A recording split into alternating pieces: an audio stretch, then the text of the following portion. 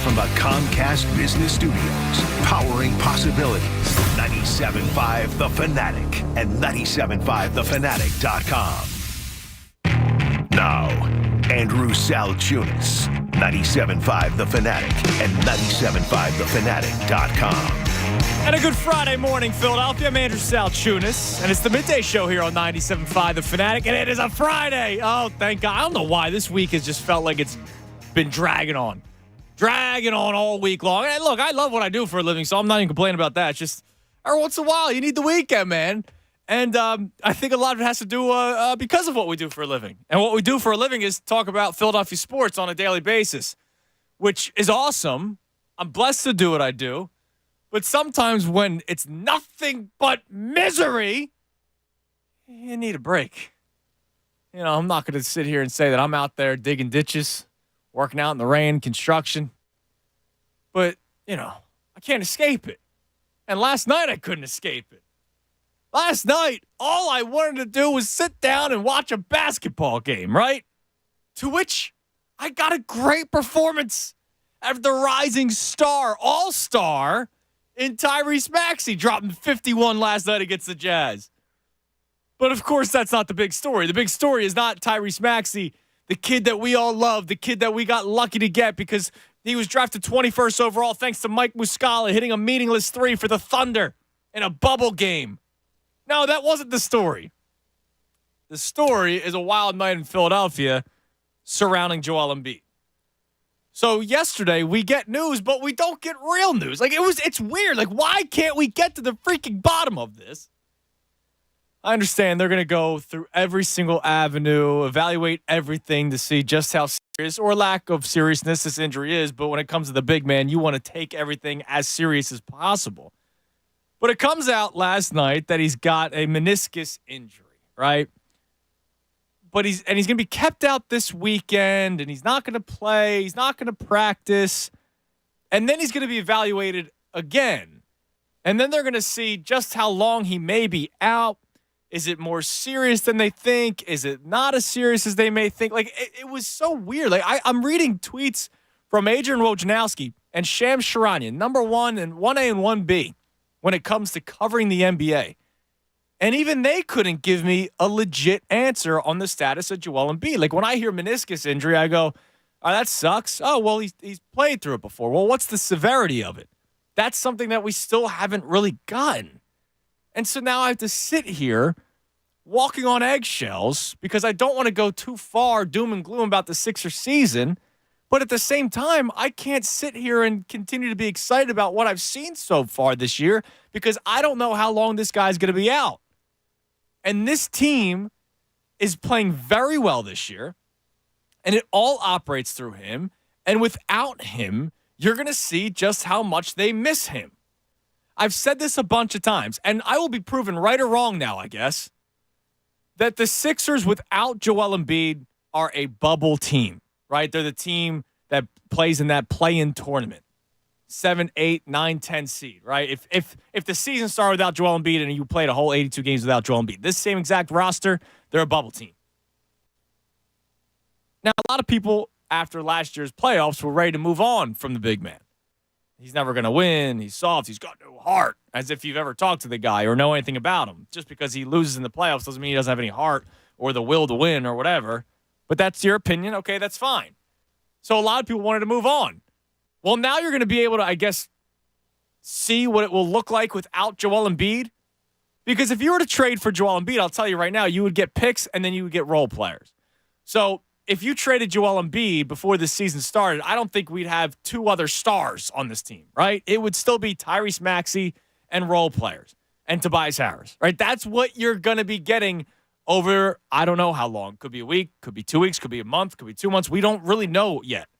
But now it will be your opportunity for all you trade Joel Embiid people out there to see what this team will look like without Joel Embiid.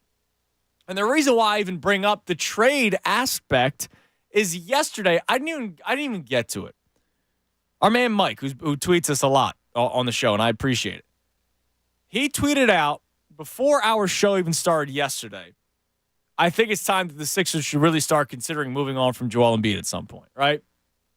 I didn't even want to bring it up. I didn't want to talk about it. I didn't want to think about it. But now the news comes out, I'm sure there's more people that feel that way because they're tired of hearing Joel Embiid will be out for an extended period of time due to blah, blah, blah, blah, blah. Like, I know people are tired of it. I can't give up on this guy. He is too freaking talented. Forget MVPs and runner-ups. You watch with your own eyes. You see how freaking talented this guy is at basketball. You don't see Joel Embiid walking around every single night, all right? You need the right pieces around him, and I still believe that he is somebody that can win a championship in the NBA. I just don't know if those pieces have been here. But this was the first year, even though I was taking a different approach at it and I wasn't going to get ahead of myself and, say play the song and all this kind of stuff. It's the first year I saw legit depth on this team. This is for the first time when I was like, Embiid is gonna work out with these guys, and when he comes off the court, they'll still be okay, which sometimes they're not, but still. This team is a good basketball team. And now you're gonna be without the big man for I don't know how long. And that's the hardest part. Like I don't know if I should be doom and gloom. I don't know if I should be excited. I don't know what to say anymore. We're now just waiting. But I know a lot of you are tired of waiting. You're tired of trying to find out if Joel Embiid will win, and a lot of you want to move on from him. The trading Joel Embiid conversation will never go away until he wins a championship, right? It just won't. Or until the day the trade actually happens, and then when the trade happens, we'll react to it, and I'll think it will be a mistake for the Sixers to do such a thing. But I know another night where you see Joel Embiid is going to miss some time, it bothers a lot of people. And I would love to talk to you about it at 610-632-0975. The status of Joel Embiid, your thoughts that he might miss some time. And are you tired of it? I'm tired of it, but, I'm not ready to move on. It's not his fault. One of the things that I was confused by, even though I agree Joel Embiid should not have been in that game at all, one of the things I was confused by was the people destroying the Sixers organization for the injury. I think Kuminga falling on a healthy knee would lead to some sort of injury. That was a bad spill. I saw our man, the Guru, tweeting yesterday. This guy's always injured. This happens. He's soft. I feel like Arnold Schwarzenegger could have somebody fall on his knee like that, and it might mess up his knee a little bit. We go so far to ripping this guy or your disappointment in the guy, and I think we just don't think logically at times. It was another freak injury. I would rather you say Joel Embiid is cursed than you say he's soft or injury prone or whatever. Because that freak incident during the game the other night could have happened to anybody. I don't think it's the Sixers' fault. I don't think it's Joel Embiid's fault. Hell, I don't even think it's Kuminga's fault. I think it was just a freak accident where the guy fell and it was just a terrible spot for him to fall on. But when you hear this news that he's going to miss some time, where's your head at? Where's your heart at when it comes to the big man and it comes to the Sixers organization? Would love to hear from you at 610-632-0975 on a day in which I wish we could just celebrate Tyrese Maxey because he goes off last night. And that's great. 51 points en route to a win without the big man. I don't think he can do that every single night, but I would love to just celebrate it. I would love to have a happy Friday, a good Friday going into the weekend like we did last week. We had some more fun last Friday. But now I have some more news that I have to react to. Speaking of news and rough news, last night continued to be rough in the world of baseball. There was a trade that happened yesterday that I was not happy when I saw it, and you shouldn't be either. We'll expand on this conversation more coming your way next. But we had a caller the other day. He was from Ballackinwood, and he said, Chunas, I thought you were a baseball guy. You haven't talked baseball at all. Well, there really hasn't been anything to talk about. We're waiting for, news to happen. We're waiting for spring training. We're waiting for opening day. Well, news happened last night, and there was a trade in baseball. A trade in which Ray and I had been talking about for a while that the Phillies should make. And now this offseason that has been very quiet for the Phillies remains such. In a year where we're coming off of a NLCS loss, a year after they lost in the World Series, you hope they're not trending in the wrong direction like they did in 08 to 09 to 10 to 11. This team's very talented, but I didn't necessarily want it to run it back. And that kind of seems to be the case right now. There's still players available. There's still trades to be made. But you blink and spring training's a month away. Pitchers and catchers report soon. I'll tell you what that trade was yesterday and why you also shouldn't be happy about it. And I would love to hear from you. 610-632-0975. Your thoughts on another injury to Joel Embiid. Because I know this town is not afraid to rip that guy. I think you're wrong to do it. I'll read you the tweet word for word by NJ Guru and Bobby Cash, who's another guy that's always tweeting about how Jalen Hurts stinks and Joel Embiid stinks and the Phillies stink. And, he's a typical okay guy where, like, everything's miserable. I'll read you those tweets because I know it's how a lot of you feel about the big man and the Sixers. Talk about next. It's a Fanatic Friday presented by Pumpman Philly for 24/7 emergency repair or pump replacement. Count on Pumpman Philly, the guys who know to fix your flaw. I'm Andrew Sal Tunis, the Midday Show right here, 97.5 The Fanatic. Fanatic Sports Update. Embiid injury update. I'm Ray Dunn. This update is brought to you by Jackson Hewitt. It matters who does your taxes. Jackson Hewitt offers you the biggest refund guaranteed or your money back plus $100. Hurry into Jackson Hewitt today. Joel Embiid suffered a lateral meniscus injury in his left knee, and ESPN's Adrian Wojnarowski reported that Embiid will be out for the weekend as the team assesses its options for treatment. The injury news dropped moments before Tyrese Maxey was named an All-Star for the first time in his young career. Maxey responded to the All-Star nod with a massive 51-point night as he led the 76ers to a 127-124 win over the Utah Jazz on the road. Tobias Harris added 28 points and 7 assists. The 76ers back in action Saturday night at 6 p.m. against the Brooklyn Nets. Big question, will Ben Simmons play in that one? The Philadelphia Eagles requested to interview Dolphins safety coach. As NFL insider Cameron Wolf reported yesterday, the Eagles requested an interview with safety coach Joe Casper of the Miami Dolphins. Casper spent 2023 with Vic Fangio in Miami after spending the prior 2 seasons as a defensive quality coach with the Philadelphia Eagles. This will be the first time the Eagles had a designated safety coach since 2020. Keep it locked here for all the latest news and information. I'm Ray Dunn in the home for the Sixers and Flyers, 97.5 The Fanatic. The Flyers will battle the Devils on Saturday, February 17th at MetLife Stadium as part of the 2024 NHL Stadium Series. And 97.5 The Fanatic has your tickets. Starting Monday, listen at 8 a.m. with The John Kincaid Show, noon with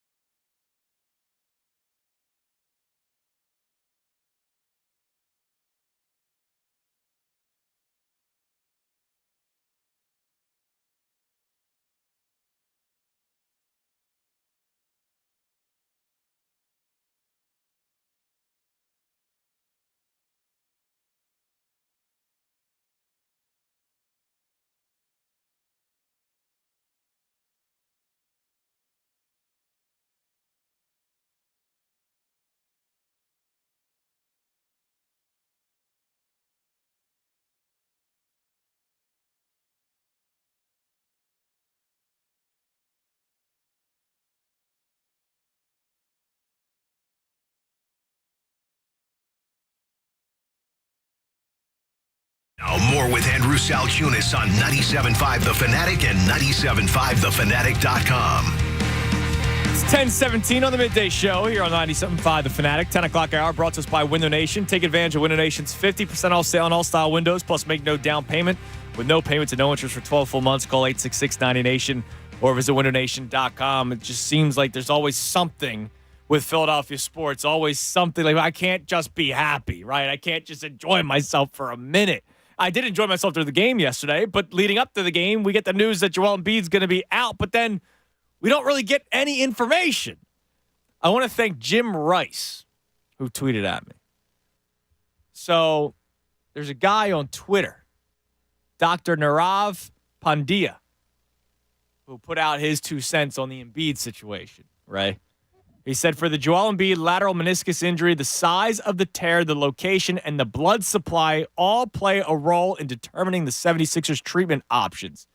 PT/rest versus meniscus shaving versus meniscus repair. And then he goes into explaining the 3 different things.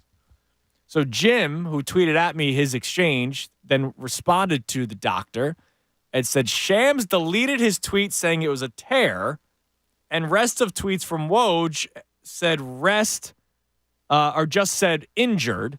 Is there a chance it was just a strain to cartilage?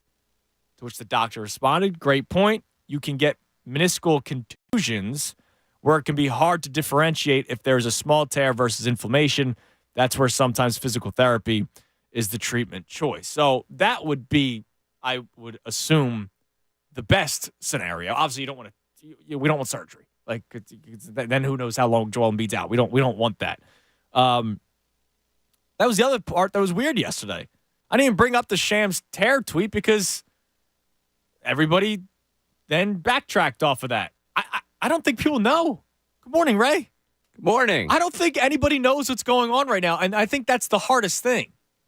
Oh, it's brutal. I mean, I don't know if I should cry because I thought this team was the one that could actually break through from an educational approach, not from fandom, from an educational approach, Ray. I know. I told you to do that if I ever said it. Because of the depth, because of the way the team was playing, because of the head coach. There's a million reasons why, right? Not just because go Sixers, I love them. This is the year. Well, but and now I got to tamper those excitements, and now it's a reminder. And then it makes me think of like all the people that didn't take joy in the 70-point game because of this, pretty much. And that's the thing that sucks, because like I've been able to just enjoy basketball this season. But then you're reminded of the stuff that we've been dealing with for almost a decade now.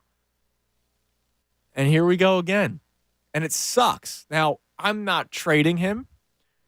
I'm not calling him soft. I'm not saying that he's the reason why they're never going to win anything. Like, I'm not doing that. So this exchange that I got on social media yesterday, it was from our man, the Guru. I'm trying to find it. Here we go. I'm on likes, old man. I don't know what I'm doing around here. The Guru responds to Woj and says, this is why I wanted to trade him when he had max value. Couldn't predict it, but could predict it, meaning the injury. Then Bobby Cash responds, most fragile athlete in the history of sports. I've been saying to trade him since Anthony Davis was on the Pelicans. He will never be healthy. I think that's a bit of a stretch, saying most fragile athlete in the history of sports. Andrew Bynum never stepped on the court again. Or no, he did one time with the Cavs, I think, right? For a cup of coffee. And then the Guru follows up to his tweet. Yet somehow people get so mad when you call him brittle and say you can't predict injuries when a guy has been injured his whole career in big moments. Still sad, though. Would love to have seen him make a run somehow. My biggest problem with this injury is, and I said to both of them, a 6'8", 200+ pound dude fell on his knee and bent it to the wrong direction. I don't care who the athlete was. They're probably getting hurt from it. So why are we saying that this guy's the most fragile athlete in the history of sports? You should have traded him because he's always injured. Now, Anthony Dean Photography on Twitter says, okay, well, if he wasn't on the floor, he wouldn't have gotten fallen on. He's always on the floor. Yeah, that's true, and that's something he was kind of trained to do after watching soccer, and that's how guys prevent injuries and all that kind of stuff. And I know people don't want to hear it, but there was also a loose ball on the floor. He goes down. His knee wasn't strong because of the injury that he already had sustained. And then the guy falls. And guys are on the floor. It happens, right? Like, it just sucks that it's another freak injury, man. And it just seems like we're doing this all over again. And that's the thing that hurts the most because I am excited about this team. Oh, yeah. Just the knowing what this does to the end game, to, again, now thinking about what they should do come deadline time, where this puts this team. It's brutal. I mean, it's brutal to live this over again. I know today's Groundhog's Day, and it feels kind of apt that it is because it feels like we're trapped in the same time circle where we continue to relive the Embiid injury conversation, what it means, where they can go, what they can do with him. But I will still continue with the people that want him gone being just ludicrous. I don't really agree, have a... but then something like this happens, and it's almost like I was exhausted coming into today's show, knowing that we were going to talk about this. Oh, yeah. It's an exhausting thing. And knowing the direction it was going to go in. But, Ray, there's going to come a time where can I even argue it anymore? I'm telling you what I am not doing. What I am not doing is trading Joel Embiid. What I am not doing is saying that he's fragile, that he's soft. You know, what I'm not doing is saying that he's the reason why they're never going to get out of the second round. No, what I will tell you is he's the reason why you're in the playoffs. He's the reason why you get to the second round. He's the reason why you even think that there's championship aspirations. The second he's gone, our get out of the second round conversation is dead. It's getting into the playoffs, hopefully. Like, that's the conversation. He makes this team click. He's the best player in the NBA. When you lose that, you will see just how much this team will struggle. Yeah, they'll win a game here and there, and it's going to be great, but they're not some perennial contender without Joel Embiid. And if you trade him, you're really not going to get the kind of return that you kind of hope. You want to just get rid of him, right? Because you're tired of him. And yet in your same breath, you're saying, but when you do that, you're going to get another star player in return. Well, if you're just trying to get rid of him, then why would the team that you're trading him give you a star player? Like, that's not how it works. But, Ray, it's going to get to a point where, like, I can't fight back sometimes. Well, then I'll be here to fight back. Okay. Good for you. Like, after Game 6, I couldn't fight back. Now, I still thought he was a tremendously talented player, but, like, for anybody that said he disappeared, yeah. He disappeared in the final 5 minutes of Game 6. He disappeared in Game 7. Like, I couldn't compete with that. I can't compete with, oh, he's always injured. Well, yeah, here's another case of it. It sucks. It sucks. Like, but I'm kind of just opening up to you. It's just you and me talking. Yeah, here, right? I get like, it. I'm just kind of open up to you. Like, I'm not trading him. I'm not saying he's the reason why anything's happening. But for anybody that goes, oh my God, again, this guy's injured again. Yeah, he is. Okay, and their record with him this year is what, 26-8? Right. Like, to which they will say, what does it matter when he's hurt? And let's say he's not healthy for the playoffs. We've already seen him not healthy in the playoffs. We've seen what has led to the team when he has not been healthy in the playoffs. They never get out of the second round. And it gets to a point where, like, it's almost like I'll be screaming until I'm blue in the face to try to dispute those claims. Okay, but to those people, like, I get it. You know, I also want them to win a championship. I Yes, also realize we all want them to win, yes. Yeah, the ability to do that in this league is with stars, and with stars that you can grow around. And this is one that you have right here. Whether or not you believe that or not, that's more of a you problem than a me problem. Like, I can't sit here and just, oh, yeah, let's get rid of this star because he's hurt again. Like, is your team worse when your star's hurt? Yes, that's how that works. Does he get hurt more than the average star? Yes, absolutely. Yes. But I'm not going to sit here and tell you that, oh, yeah, they're in a much better place if they get rid of him. They get rid of him, and you're hoping that whatever you get in return. If you get rid of him, you're not in a better place. But that's the problem. Like, what is your alternative? Do you want to start this all over again? What people do. People do. That's the thing that I don't want to do. But I know doing this every day and doing it after the Sixers lost to the Celtics in the second round of the playoffs, There were people that called in and said they wanted to blow it up. They wanted to build with Tyrese Maxey, Jaden Springer, and Paul Reed, which I thought was asinine. I got emails about it, calls about it, tweets about it, that it was those three players that we're going to build with, but everybody else can go. Trade this guy, trade that guy. There were people that wanted to start a process all over again because they think it's fun and they think that they could try to do it again because it might be the best way to try to improve your team down the road. And I don't think the process is a terrible idea. You got to hit on your players. You did hit on a player, though. You hit on Joel Embiid, and people don't realize that. Like, you have the best player in the NBA on this team, but because it seems like it's the same story every single year, people are tired of it. So, yes, Ray, there are people out there that would like to start all over again. Okay, and good for them. I hope you enjoy the years of misery. Like, I hope you enjoy the bad basketball. Like, you did it once already. You ended up with this talent. The idea that, oh, yeah, let's just reboot, move on from this. To me, I'm never going to see another player with the skill of Joel Embiid play for the 76ers again. I'm not. I know that. You know that deep down. Most you know how I feel. I'm just having kind of a crisis right now because I know what people are going to say today, and I'm not ready for it. Well, listen, I'm ready for it. I'm well aware. Hashtag not built for this, Ray. Yeah, well, guess what? You're gonna have to grow up a little bit today, okay? We're gonna have to be strong here. Okay, yeah. Let me be strong when I watch Corbin Burns get traded to Baltimore. Oh, why would you do that to me? Now I'm upset. So that's the other thing. Again, I can't just have a good day. I wanted to have a nice Friday. Just go into the weekend. I don't have any big plans this weekend, which is great. Got a birthday celebration to attend Sunday afternoon. That's it, right? It's a free week. I was looking forward to just relaxing, man. I can't relax when I don't know what the status is with Joel Embiid. That's the thing. I don't know the status. And now I know that Corbin Burns is going to the Baltimore Orioles, a guy who we all thought the Phillies would be very interested in to make a trade for. I've heard Jason Stark saying on these airwaves, with Ricky during the baseball show that they do, the Hot Stove show, that the Phillies are going to be in the market still for 1, 2, 3 players. One of them will probably be a starting pitcher because right now your rotation is Zach Wheeler, Aaron Nola, Ranger Suarez, Taijuan Walker, Christopher Sanchez. We already saw Taijuan Walker. Yeah, he's an innings eater. That's important to have during the season. Christopher Sanchez, we see that there might be some growth. Corbin Burns, I was all for it. I actually did not want to bring Aaron Nola back, and I wanted to trade for Corbin Burns. Maybe that's why they didn't trade for Corbin Burns, because they did bring back a high-priced pitcher in Aaron Nola. I saw that happen last night. I'm like, really? The Baltimore Orioles are more aggressive than you? And the price tag. Not much.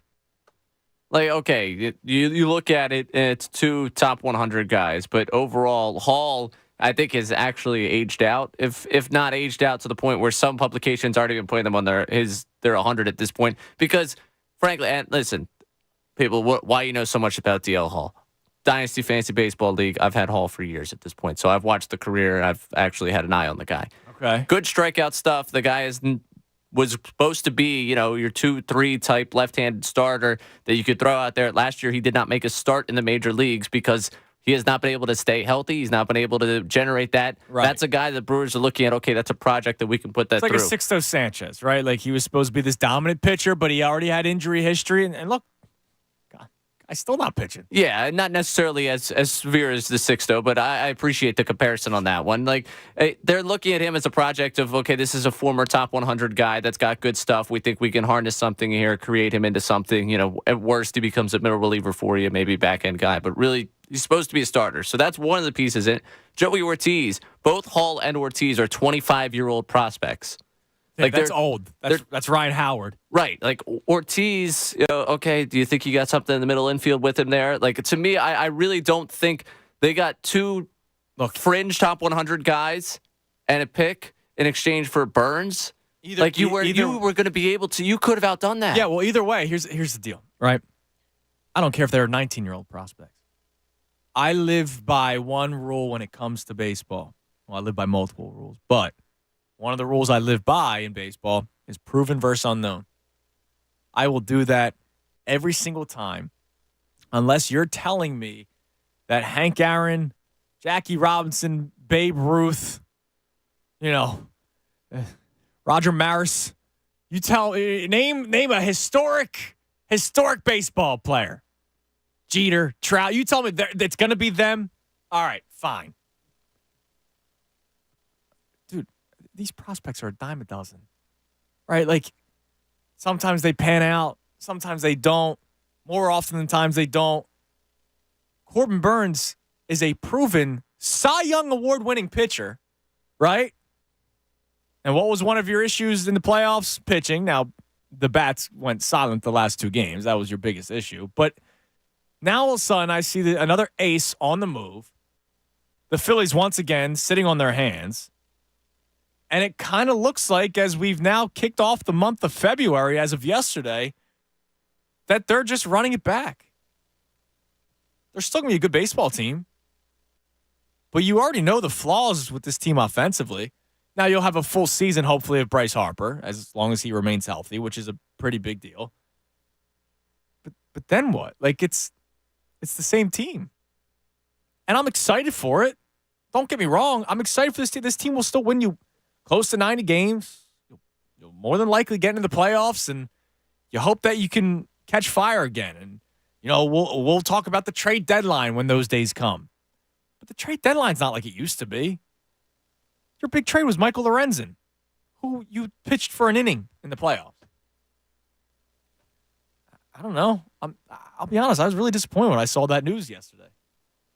Yeah, the price tag was really what got me. That like at first I was annoyed, just like, oh, of course, the O's got him. Like that's something I would have loved to see you go down the path. I was frustrated with that, and then.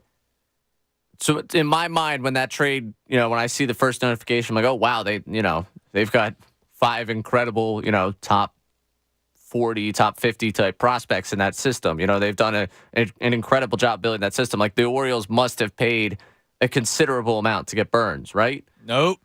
And it's like, make able and pick your prospects. Like, you could have matched that. And, like, that's the thing. Like, I understand they've done a decent amount of trying to rebuild this farm system for the Phillies. And part of it is because of how much money's being spent on this current roster. Right. You need to have young players come up. At some point, you got to pay Burnes. But yeah, I get that. But it's just... The window's here. The window's here, right? The window's open, and I know the window will kind of always be open with Bryce Harper, but you never know. I mean, the guy's already missed extended period of time in 2 seasons now, right? In his, 5 years now, 6 years here in Philadelphia? Like, he's going to get hurt at times. Other players are going to get hurt at times. You're lucky that Kyle Schwarber played almost every single game last year. I think he did play all 162, or maybe you got a day off here and there. But at some point, other guys are going to wear down. You're going to lose some guys at free agency, and you're going to have to rely on the younger crop of players, which I know that they're doing a good job doing. I'm bothered by it. Like, honestly, dude, like, I came in here today down in the dumps. The only thing that made me happy was like seeing Karate Mark during First Friday. That always makes me happy. Right, like that, other than that, like I wasn't really looking forward to doing this today. Having to talk about Embiid being hurt again. I get a tweet, with the old saying. This is from Jesus. The best player ability is availability. He's always hurt, has never had a dominant playoff run because he's either hurt or is a no-show. This is where the conversation's gonna go today. And I'm gonna do it. I'm going to do it. I'm going to have the conversation. But all I'm saying is that I'm not ready to move on from Joe. And I know that's unpopular for a lot of people. All right, let's go to the phones. Let's go to Heavy in Huntington Valley. What's up, Hev? Yo, bro, what's good? Hello. In regards to the Phillies, if you're talking about getting a Cy Young level pitcher at the cost of a few minor league players, you got to make that. It's a no-brainer to me. No-brainer. Especially considering the Phillies are without a doubt one of the worst prospect judgers in the last 15 years. Considering they've developed one franchise pitcher in Aaron Nola since Cole Hamels. Yeah. Now, I will say there's a new regime, right, with Dombrowski and Sam Fold, and they have their crop of scouts. There were some long-term scouts that were here that got fired when Dave Dombrowski took over. They were even here before the Clentak regime. So there is a new regime of people that will be scouting these younger players, and I do think that they're already doing a better job in it. But you're right. Like, forget what the Phillies' history is. It's any team. Prospects don't hit all the time. We're talking about winning not 3, 4, 5 years from now. We're talking about winning now. winning now. Yeah. And you got to make the moves to win now. We all saw what happened last year. They didn't have the strength in the bullpen, and once again their bats got cold. But I would say it was mainly the pitching that gave it up in the end. And you can never have enough pitching in this league. No, you can't. And if you have the chance to make those deals, like our owner loves to say, we're going to spend stupid money, great, crazy sick money. You got to do it because we're trying to win. Yeah, no, Heavy. I appreciate the call, man. I hear it. Now, Ray, let me ask you this question because you wanted Nola back, right? Let's say if it was Nola or Burns, would you still want Nola? We'll want Burns, but you can't guarantee me Burns. No, I get that. I'm just, because I know that was something that we talked about. Fodder. Yeah, it was literally the second it came up that he was available, which he was kind of available. Wasn't he available kind of at the deadline last year? It was one of those like, hey, keep your eye on whatever happens with him. Yeah, and then they caught fire a little bit, but then they didn't make the playoffs, right? They eventually missed out on the playoffs. I forget. I'm not following the Brewers year by year, and then they move on from Craig Counsell, and then the Cubs do whatever they want with them, which is just crazy. I just like no, they won the Central. Remember, they won the Central. They were the worst of that division, or the best of that terrible division. No, that was my sneaky little. They might make a run. Yeah, they didn't. And they didn't. They didn't. They lost pretty quickly. Yeah. Yeah. So they caught fire and they made the playoffs. But Corbin Burns, it was kind of public that he was going to get traded at some point this offseason. I'm disappointed by it. I'm usually happy-go-lucky, vibes, future's bright. We're actually in the good old days, at least of our generation, right, where all the teams are competing, which is fantastic. But we talk about a window, and the window is open. That window's not shutting anytime soon, but I don't want to just live on the idea of the window not shutting soon. I want to keep opening the window up more and more, right? Let that breeze come in. I don't want it to start quivering and sliding down slowly. The Sixers tried all these times. The Phillies are trying. I don't think the Phillies aren't trying. It's just that bummed me out yesterday, man. All right, we'll talk about it. Go ahead. What do you got? One thing, just with the pitching, just because I know you said it and Heavy said it there. Starting pitching to me is the last reason why you ended up outside looking in. I agree with the sentiment. The last two games was all about the bats going completely silent. Yeah. Like if you get to the World Series and the Rangers end up, firing away and having a home run derby on you, then we could talk about starting pitching. But to me, it was the last bullpen issues, and then of course the 3 for 36. I will remember it because I read it on the update a million times that your big money bats went. So, but you can never have enough pitching, which is why I'm in on Burns. Like Burns would have made perfect sense for this team because he's a guy that throws 5-6 innings. Right? They go to the bullpen early. They also like the idea every once in a while of the 6-man rotation. And then come playoff time, you go all out. With Burns and Wheeler and Nola. Wheeler, Burns, Nola. Could you imagine that 3? Oh, God. All right, we'll continue the conversation. 610-632-0975. I guess I kind of want to hear where you are at right now with the state of Philadelphia sports. And obviously today's a darker day because Joel Embiid's going to miss some time. We don't know how long. We could get good news, but right now, as this continues to drag on, I'm not really feeling all that great about it. And then there was a big trade yesterday in Major League Baseball, and the Phillies have been quiet, right? It's been Aaron Nolan. That's it. And a couple of guys they avoided arbitration with that were already here. Now, coming up next, I'm going to play you something. And maybe this will change the tune of the show. Maybe this will change the vibes of the show. Because I know people like having this conversation. Now, I know that I am in the opposite of said conversation, but people like to band together and go after me, and that's fine. So, yesterday, the Sixers did play, and Tyrese Maxey drops 51, and it was awesome. It was a great moment. And it's just a bummer that it was overshadowed by the Embiid news. But after the game, here on the station, Tom McGinnis always speaks to a player after a win, and he spoke with Kelly Oubre. And Kelly Oubre said something during his post-game press conference or post-game, hit with Tom McGinnis that I loved reading.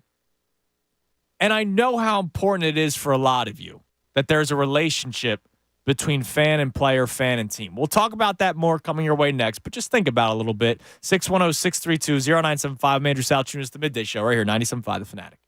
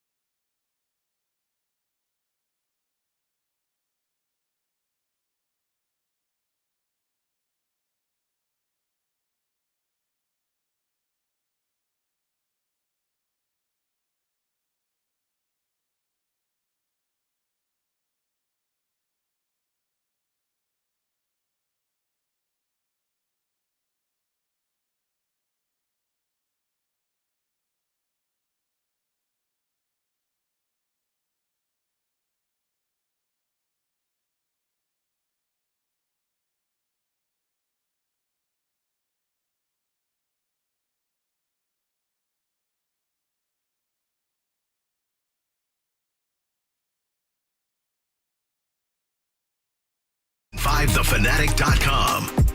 It's 10:50 on the Midday Show. I'm Andrew Salchunas here on 97.5 The Fanatic. Reacting to the news of Joel Embiid. I don't even really know what to call it. He's going to be out this weekend. He's not going to play. He's not going to practice, and he'll be reevaluated. I know Nick Nurse said yesterday that Joe told him he will be back. I don't think this is a season-ending injury. I don't. I think he's going to be back at some point. It's just I know what the conversation's going to become. I mean, the conversation after he scored 70 points wasn't fun. The dude dropped 70, and the next day on the radio, thinking I was going to celebrate it, no. It turned to me having to defend a guy that scored 70 points. Think about how ludicrous that is. I had to start defending a guy that was only the 9th player in NBA history to ever do it. And then eventually 10th by Luka later that week. I couldn't believe it. But I should believe it because I've been living it. And now that he's hurt, it gets to the point where he's fragile, he's soft, this always happens to him, blah, blah. And I can't argue it. Now, I will argue that his knee, I would argue you that Jonathan Kuminga falling on anybody else's knee with that exact same way that it happened would have probably injured anybody else. I don't think it was just Joel Embiid thing, right? I don't think Joel Embiid is made of glass, right? I think this would have happened to anybody. But I can't argue when somebody says it just seems like it always happens because it does always happen. So I'm not in a great mood because of that, because I know where this conversation is going to go. I'm not in a great mood because the Phillies are sitting on their hands, and the Baltimore Orioles, a team that made a great run last year. Great run. One of the more fun stories in baseball last season, right? If you could take your fan cap off for a little bit. The Baltimore Orioles were a fun team. There are people in Philadelphia rooting for the Orioles. There are people that wanted a Philadelphia versus Baltimore World Series, which would have been a lot of fun, right? You take the train to Camden Yards, right? It's great. And because they fell short, they decided, let's be big buyers and let's trade for Corbin Burns, one of the better pitchers in Major League Baseball. Whereas the Phillies, who took a step back from World Series to NLCS and blew a 2-1 and 3-2 series lead, with the 3-2 series lead going back to Philadelphia, their response was, all right, let's re-sign Aaron Nola. And that's it. That's all it's been. It's been a silent offseason. Remember, there was talks about, are they going to trade are they going to trade Castellanos? Nothing. They've done nothing. I'm not saying I'm complaining that they didn't trade Castellanos, but I'm complaining that they've done nothing. The Braves, the second the offseason opened up, this guy, that reliever, starting pitcher, whether you think the moves are great or not, at least they're trying because they have fall shorter than the Phillies, winning the division back-to-back years, being the best team in baseball, and losing the second round to your Philadelphia Phillies. But they're doing whatever they can to make sure that doesn't happen again for a third straight year. And the Phillies are just going to # run it back. I'll play this Kelly Oubre sound in a second, which will lead to a more fun conversation. But let's talk to Mike in Delran, who wants to talk about something specifically. Hello, Mike. Yo, what's up, brother? I just it's another gloomy weather day, and it's kind of the perfect picture of Philadelphia sports right now. You're absolutely right. But listen, Andrew, I know this isn't the first time I've had this conversation with you. No, it's not. For a while. You don't win a magical Super Bowl run like we did without paying a cost. And the sport gods are making us pay that cost. We sold our souls for that thing, if you think about it. Yep. I mean, there was no way we should have won that Super Bowl after Carson Wentz went down. We were the home dogs every game. And we were a Julio Jones drop away from being knocked out in the first game. We did boat race the Vikings, which was awesome. And then it took probably one of the most statistical, crazy Super Bowls I've ever seen for us to come down and win that game. And then look at everything after with every sports team. I mean, think about the Sixers. Just give me a second here, right? Yep. Since that time, right, Jimmy Butler wanted out. Markelle Fultz didn't work out. Ben Simmons never played. Embiid was hurt and hardly played, right? James Harden sucks.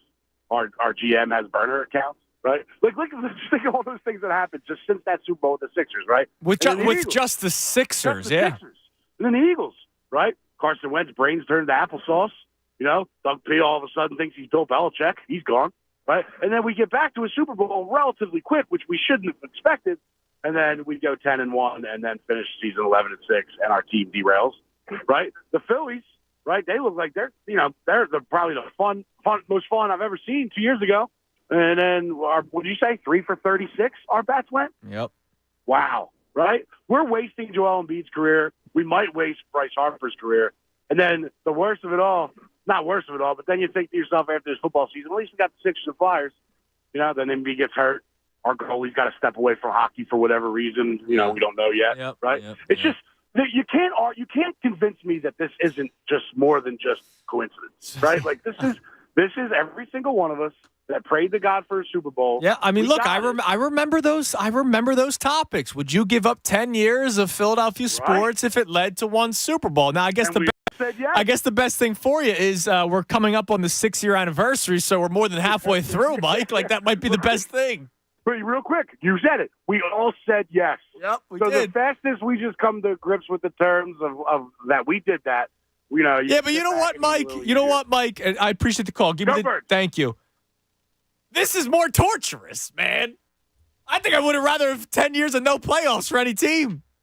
The fact that we've had these expectations, we've done a whole show on it. We did a whole show on it. These expectations ruin your enjoyment of sports. I remember those topics, man. Would you give up 10 years of sports? Is the old Sophie's choice. 10 years of sports if it meant one Super Bowl. I remember it. Every show did it. Mornings, middays, afternoons. Right, Anthony in the morning, Mike in the afternoon. Wherever I was with the middays, Rob, Harry, Jason, right? We all did the topics. And then they win. And since then, it's been a freaking roller coaster, man. Now, it's a roller coaster because we have expectations, and that's good, right? Like, that is good. Ultimately, that's a good thing that we have competitive teams. We have owners that want to win. We'll do as much as they can to try to win. Except trade for Corbin Burns. But it's been a freaking wild ride, man. Everyone keeps on talking about writing the book of the process. You got to write a book about Philadelphia sports, man. It's nonstop. Now, come on. You're not going to walk down the path that you'd rather a decade of. No, I'm not. But it's just, it has been torture. You're in a bad spot today. Yeah. I don't know I can't really recall the last time I saw you like this. Because the Eagles one was like they lost the 49ers. We kind of processed that one. Yeah. The Cowboys game happened. And you came in with the whole dead man walking thing after Seattle. But it kind of felt like after the Cowboys lost, you had gone into reassess mode. And I don't think you were as like just broken. You seem like almost Game 7 NLCS broken today. I was more broken, I think, after Game 6 of the NLCS, and then just pissed off that they lost the series. Yeah, okay. So post NLCS though, I guess that stretch. This is the last time I've seen you that broken. It's kind of concerning. And before that, it was Game 6 and 7 of the semifinals, Sixers Celtics. Because they just didn't show up to an entire game. Game 7 I don't think I saw you the day after that. Game 7 was Mother's Day. This is I was here. I did post game. I recall. Christy, God bless her, was cool with. All right, we'll do the earlier Mother's Day. We did a brunch and everything, just so I could get home in time. Well, at least you showed up to the game. For the game, and because they did not. Yeah, and it was. I still can't. I can't believe it. But yeah, no, I'm pretty broken today. You're right. Like I don't like it. So here's part of why I think we're broken on this one, because you mentioned the injury itself. I don't know. I don't know what the status is. That sucks. That concerns you, but it also lays out this path of like this has been the conversation where he'll miss some time, he'll come back, he won't be 100% because he's Joel Embiid, he'll look good, and we'll start to push the idea back of okay.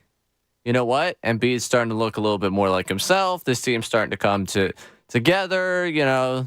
They push a little bit. Maybe he misses a couple games there. We freak out again. But then we get to the end of the season, and it's like, okay. As long as he's healthy, man. Well, it's like, okay, he's healthy enough. Yeah. And then, ultimately, the first-round opponent, who will not be better than the 76ers, even if they're the 5th seed, I'll take them over Sixers are going to win. Whoever the 4th seed is.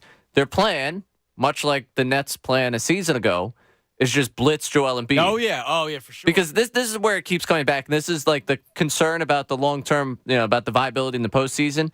Last year's plan for the Nets was let's break Joel Embiid and see if we could get a game. Yeah, pretty much. Like that's the game plan for the lesser teams going against the 76ers. Raptors.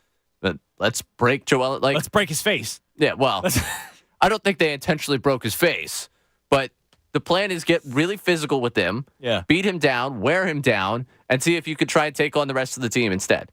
Like, that's the endless, and it's going to be the game plan for everyone, but it's been especially for the teams with lesser talent. It's let's blitz him. And let's it's the old, I'm okay if we're beaten by this guy. Right. We're not going to let Joel Embiid beat us. And it's not, and in the past, it's been partially because, how's he going to distribute the basketball? How's he going to deal with the doubles? And now he's getting better at it. It's just a physicality thing. And he's once again having another best season of his career, and now he's once again hurt. And but we're still just waiting. I don't know how hurt is he. Is this 2 months? Is this 2 days? But then when not 2 days. I get it. When he comes back, am I going to be sitting there watching nervous at all time? I mean, we already do this. Right, like I'm going gray. I'm losing hair watching the Sixers because every time he falls down, I do get nervous. I've never gotten away from that, ever. Nor should you. There are people that eventually got over it because they're like, all right, what am I going to do? Just sit here and worry all the time? Yes, because as he goes, your team goes. I'm the guy at the place when the camera cuts away from anyone falling on the ground in any sport. I'm like, whoa. Right. Bring that back. Yeah, I got to let me see if he's walking all right. He up? Is he good? He okay? All right. So other than the doom and gloom of today's conversation that we're having nonstop, I do want to play something for you that, well, I guess it will put a smile on your face for sure. It's going to put a smile on my face, and it's something that I want to have a conversation about. So yesterday, after the Sixers did win, and Tyrese Maxey, tremendous game, 51 points yesterday, Kelly Oubre spoke with Tom McGinnis. And another Sixers player cursed during the post-game press conference with T-Mac, which is just always fun. But here's Kelly Oubre talking to Tom McGinnis about Sixers fans. Maxey now. Oh, here we are, Kelly Oubre. Things are gonna get easier. All right. What a game, huh? Things will get brighter. Now, see, that could be we could have an ASCAP violation right there. I'm joking. Yeah, but anyway, congratulations. We needed this one, man, and, I just want to shout out to our fan base for keeping us honest, telling us that we ain't when we ain't so that we can step up and continue to just grind. Excuse my language, but I'm just speaking for Philly fans and everybody out there, man, so I appreciate it, and it's a great win for us. All right, Kelly, thank you. We appreciate it. Good night. Love everybody. All right, Kelly Oubre. So the Sixers dropped 4 straight, right? Pacers, Nuggets, Trailblazers, Warriors, and then they bounced back yesterday, and Kelly Oubre has that to say. And I think that is awesome that, thanks for the Sixers fans for telling us we ain't bleep when we ain't bleep. And it's like an honesty thing, right? Like, yeah, we hear you, and you're right. And thanks for, I guess, motivating us or something. So I think that's really cool, Kelly Oubre. I like him a lot. It was a great signing by Morey. It was a great sign for the Sixers. A guy that just, I don't understand how he was still out there when he was. And he was a great addition to this team because he's a guy that could score. He's a guy that can play off the bench. He's a wing, which is something the Sixers just haven't had basically my lifetime, except for Andre Iguodala, right? Like they haven't had wings. So I want to ask you guys a question. I've done this topic before. And I will tell you right now, it's not something I necessarily need, but it is something I appreciate. How important is it for you when there's a good relationship between player/team and the fan base? This is what I mean by this. Your boy Aaron Rodgers, right? No. When there was rumors of trading for him like 2 years ago. There were people that didn't want to trade for him because they didn't like him. To which I say, I don't care if I don't like you. Like, if you're winning Super Bowls, NBA Finals, Stanley Cups, World Series, that's great. Like, I don't care if I don't like you. Like, I don't want to have a beer with Jalen Hurts. I didn't want to have a beer with Carson Wentz. You win me a Lombardi, hey, all right, in my book. Like, it's all that matters, right? That's all I care about. Now, there are some players that I've really appreciated with what they have done in and around the city. Like, it was sad when Reese Hoskins signed with the Milwaukee Brewers, not just because you lost a right-handed power bat, but you lost a guy that was really great in the community, did a lot of good things around here. There's been many players like that. And he got punked. What do you mean? He wanted to sign with a contender. Oh, yeah. And they flipped Corbin Burns a week later. That does suck. But I know that there are a lot of people that's important to. So the Phillies 2 years ago, this is before the magical run. I remember conversations on these airwaves. I remember hosts on this station talking about the lack of likability with the Phillies team, right? You look around the diamond. This is 2 years ago. You look around the diamond. JT Realmuto has as much personality as a sheet of paper, right? Like, he doesn't seem like a guy that, he might have fun with the inner circle, but he's not Jason Kelce walking around the Jersey Shore, right? Acting like he's just one of us. Rhys Hoskins looked like a fun dude, I guess. Gene Segura I'd love to hang out with, right? He looked like a party. Nobody really knew Alec Boehm. This was the I Hate It Here year. Wasn't that the same season or was that the year before? I think it was the same season. Same season, yeah. Yeah, the I Bleep and Hate It Here. There was Stott, which was still a young player. Schwarber, kind of cool with like the Wawa stuff, right? Castellanos didn't look like a dude that you'd want to have a conversation with. And then until they got Marsh, screw DeWarder. He's a terrible human being, right? And I remember people talking about I don't really like this team. I didn't care. I was angry at them that they were about to collapse in September again. Now, fortunately, they made the playoffs and the rest is history. It's funny how winning, you now all of a sudden love people, right? But we have these conversations every once in a while about how that relationship between fan and player means something, which is why that magical run also was so special, was because they're hanging out at Xfinity Live afterward. Again, winning cured a lot of things because there was a lot of people that weren't fans of the players, and then they start winning, and then they're fans, which I guess happens in any city. But that relationship with them hanging out with you is pretty cool. I remember people talking about how that was the way the Flyers used to do it in the 70s, right? The bullies would go to the local bars right after a game. I don't care how likable somebody is as long as they're winning. That's my truth. But I do know there are a lot of people that take a lot of stock into that. Where are you at with that, Ray? Oh, I care about the likability. I do. Okay. And I think it's one of those things for me also that you can have a bad team that is likable. You can have likable losers, and you can also have absolutely, obnoxious winners. There are people that have succeeded in this town that have driven me crazy. There's people that have not succeeded at all that I thought were, that's nice. Ultimately, it's not going to matter when it comes to talking about the games to me. When it comes to talking about the team, we were upset at the end of the NLCS. And I know for some people that, end of that season fractured your relationship with that team. Right. I question how much you actually were invested in the likability of someone if that did it to you, because then you're really just, again, reacting to wins and losses. I look at it as something different, but I do put stock in it. I do care about it. This group right now with the 76ers. Pat Bev, yes, should have been a Sixer for a long much time. longer than what we're going to get out of him. I enjoy watching Pat Bev. I enjoy the energy he brings. I think he's a lot of fun to have on your team. Kelly Oubre, he took a page out of Pat Bev's playbook right here, cursing on the station. Brendan Pacharli last night, deep into the hours, had to find that dump button if he was half asleep back here. Yeah. So, I think that type of stuff I take stock in. I like it. I think it makes it more enjoyable when they are winning, when things are going well. It's nice. Hey, this team is really good. And, this player, or this group is a lot of fun. I will say, I'm going to be chasing the high of October 2022 for the rest of my life because that team all of a sudden, fun they were. Flipped into, you found out how fun they were. They made you have a lot of fun, and they were winning on top of it. Right. I don't know.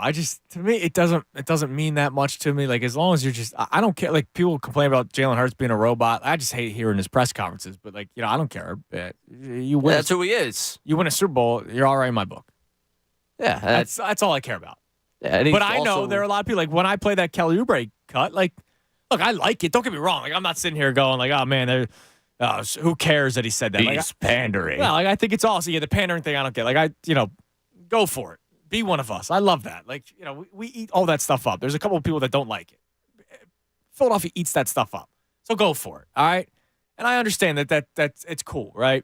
Doesn't mean as much to me as the next guy, but as long as you're winning, that's great. But I feel like the connection between player and fan for a lot of you is a very big deal. And I would love to hear your thoughts on that at 610-632-0975. So Coming up next, we're going to reset everything that we've had going on today because we got a couple of topics on the table, and it's been a doom and gloom kind of show to start the first hour because Joel Embiid's going to be out for some period of time.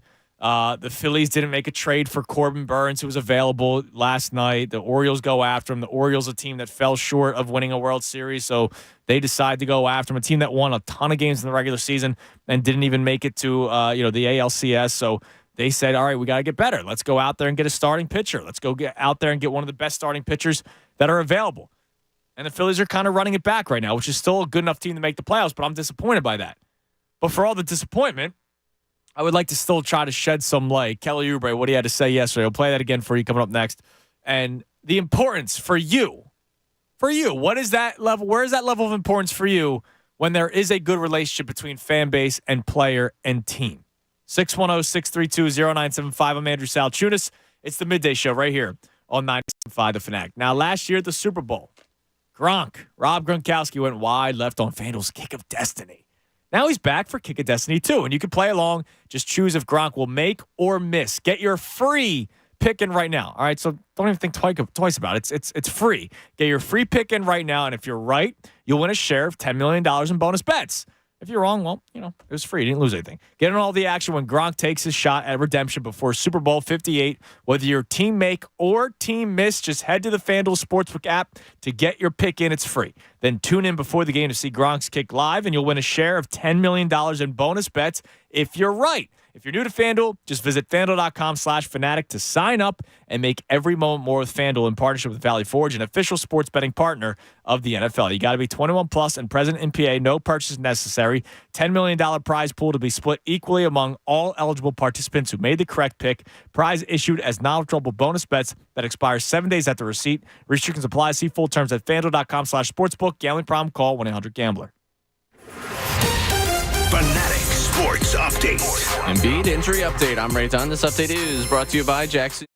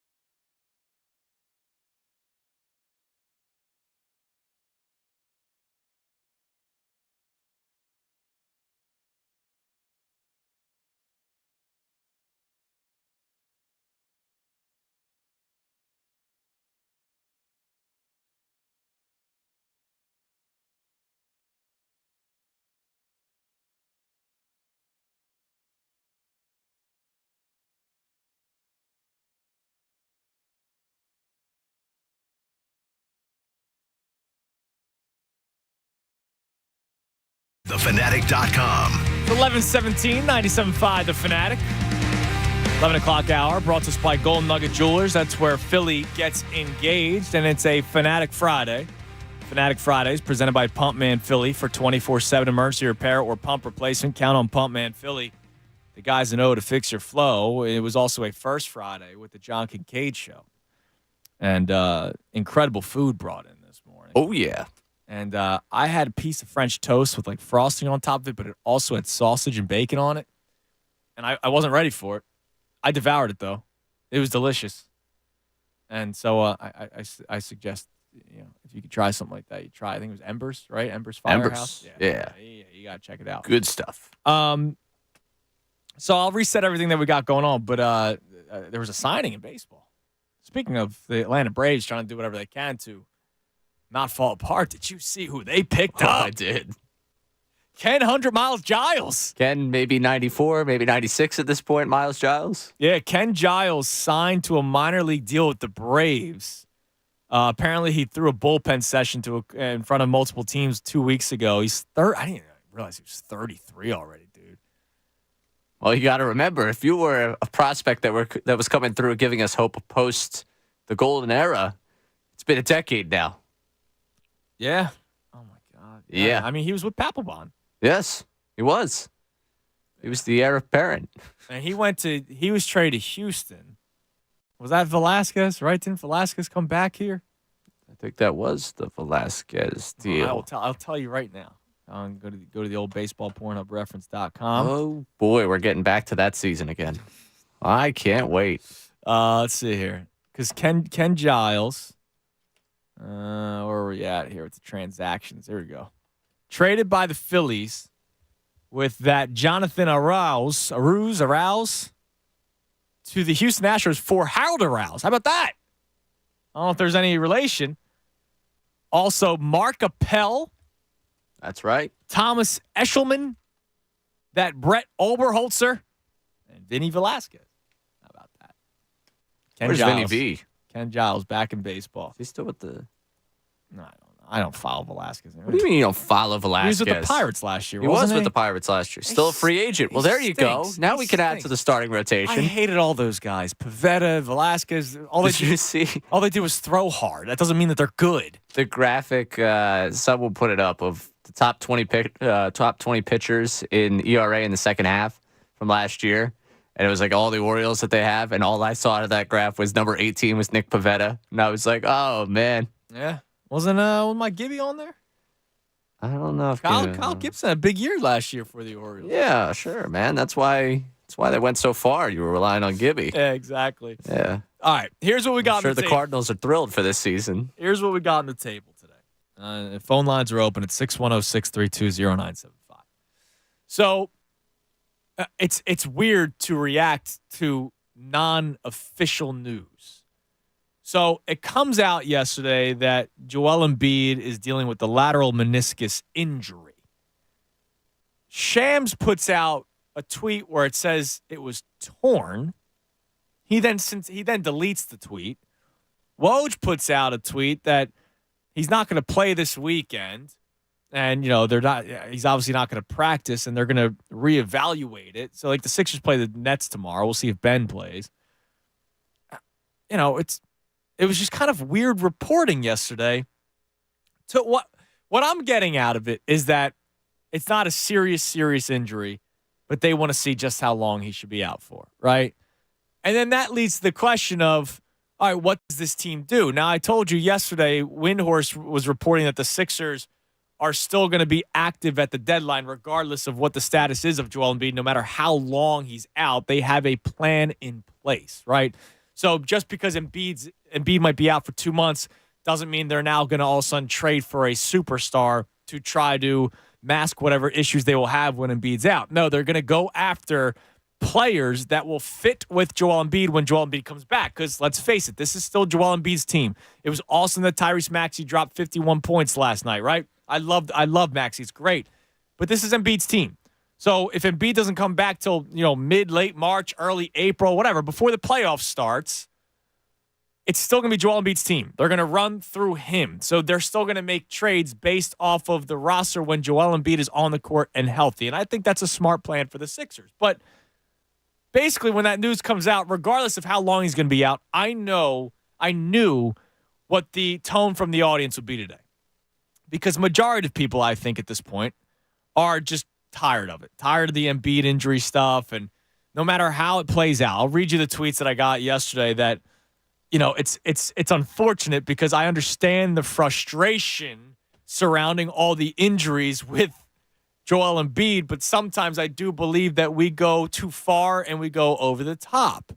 So when Woj puts out the tweet that Joel Embiid has an injured lateral meniscus in his left knee and will be out through the weekend while a treatment plan is finalized, our man, the Guru, who I bring up often, he called into the show yesterday, tweeted at me and said, this is why I wanted to trade him when he had max value.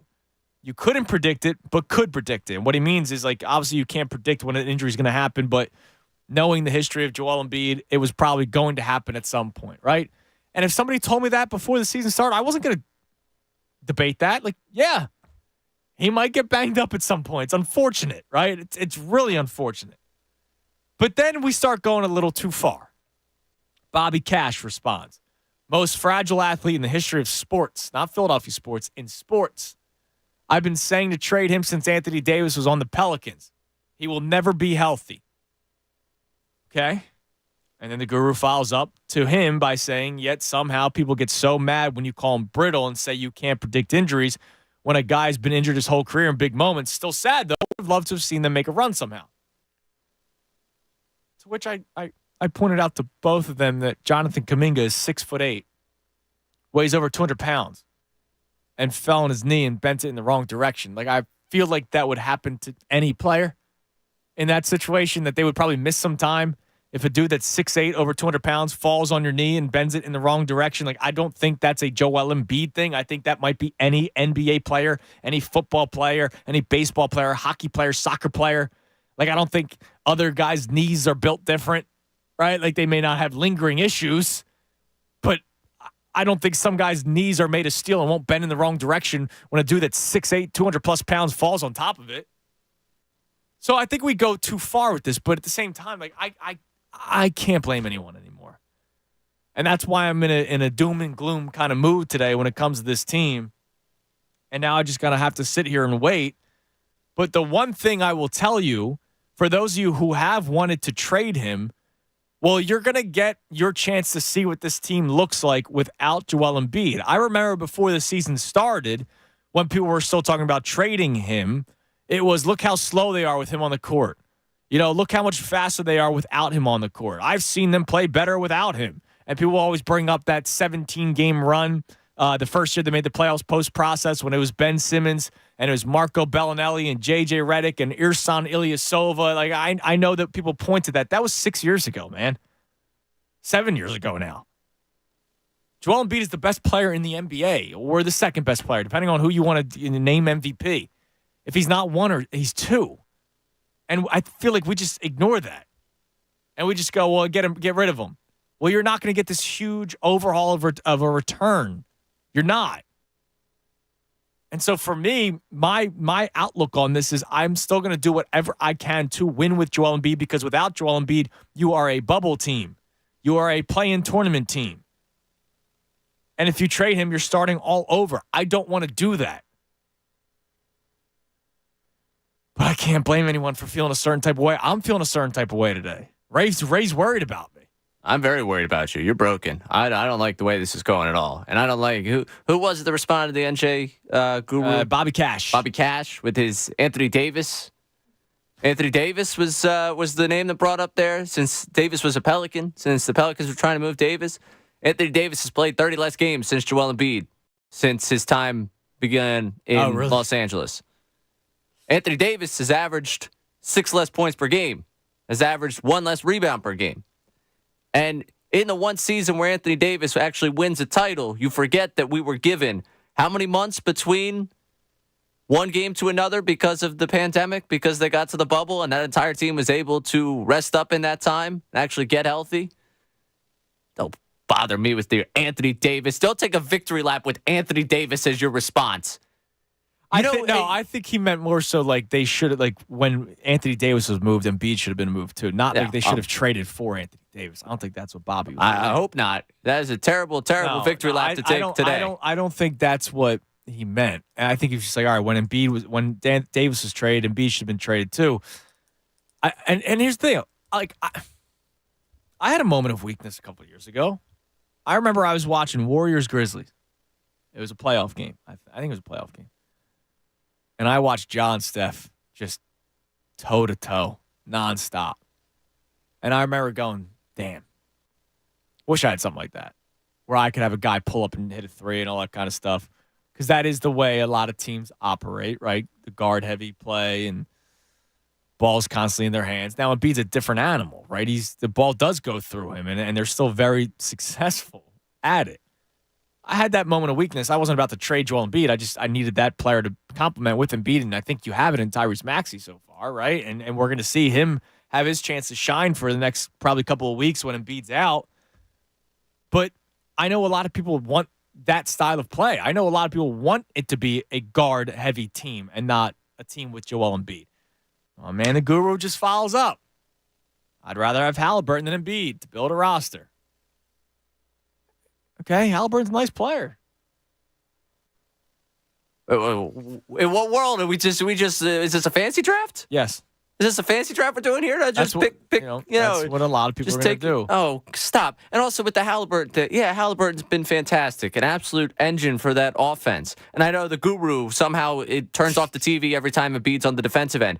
That Pacers team right now is right around the Pistons in terms of points they get allowed per game. Yeah. They are a bad defensive team. I know that he tuned in and the guru was all jonesed up to talk about that Indiana Pacers team beating the Sixers when they didn't have Halliburton. I know he was fired up to talk about that, a game that Ramona Shelbourne suggested that, hey, man, maybe Embiid, that was... Probably shouldn't have played in that one. Yeah, we were talking about that being a potential... Hey, whatever.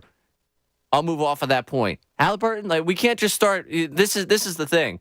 When you start doing and it's great for radio fodder here, it's great for sports talk fodder of, who would you rather build around here? You have to have a realistic plan. Everyone that wants Embiid gone, your realistic plan sucks. I'll just say it. Your idea of what's going to happen is terrible because your idea. It's because look, I'm not saying they're right because I want Embiid here. There is a fatigue for a lot of people. Can you blame them? All right, go to bed. I'll wake you up in the second round. You said you were going to be. They've been saying that. Yeah, you said you were going to be. They've been saying that. They said that after he dropped 70. Yeah, you said you were going to be asleep. Yet I keep hearing from you. Go to bed. Like for some of these people, like this miserable mindset of it is a continuous circle of it. And listen, I'm miserable today too because the guy's hurt. Yes, not because the guy's on my roster. Right. There's a difference between that. Well, there's a lot of people that are miserable that he's hurt and that he's on the roster and that they've been dealing with this. Like, here's the deal. Like, I can tell that you're getting a little ticked off here, right? I'm a little perturbed. I can't get angry at people today. This is one of those days where I go, I have at it. Like, this is one of those days where I say, all right, you want to complain about the situation? 610-632-0975. Like, because I think a lot of people need to get off their chest. Like, I don't blame anyone. I don't disagree. I don't agree with you. I don't agree with people that want him traded. I don't agree with people that go, I'd rather start with this player instead of that player. I got the best player in the NBA or the second best player in the NBA. A generational talent. Like, I have that right now. And when healthy, we have seen it. When healthy, this guy's dropped 70 points. This guy's won MVP. This guy's the leading scorer in the NBA. When he's healthy, he is one of the best players in the league, in the world.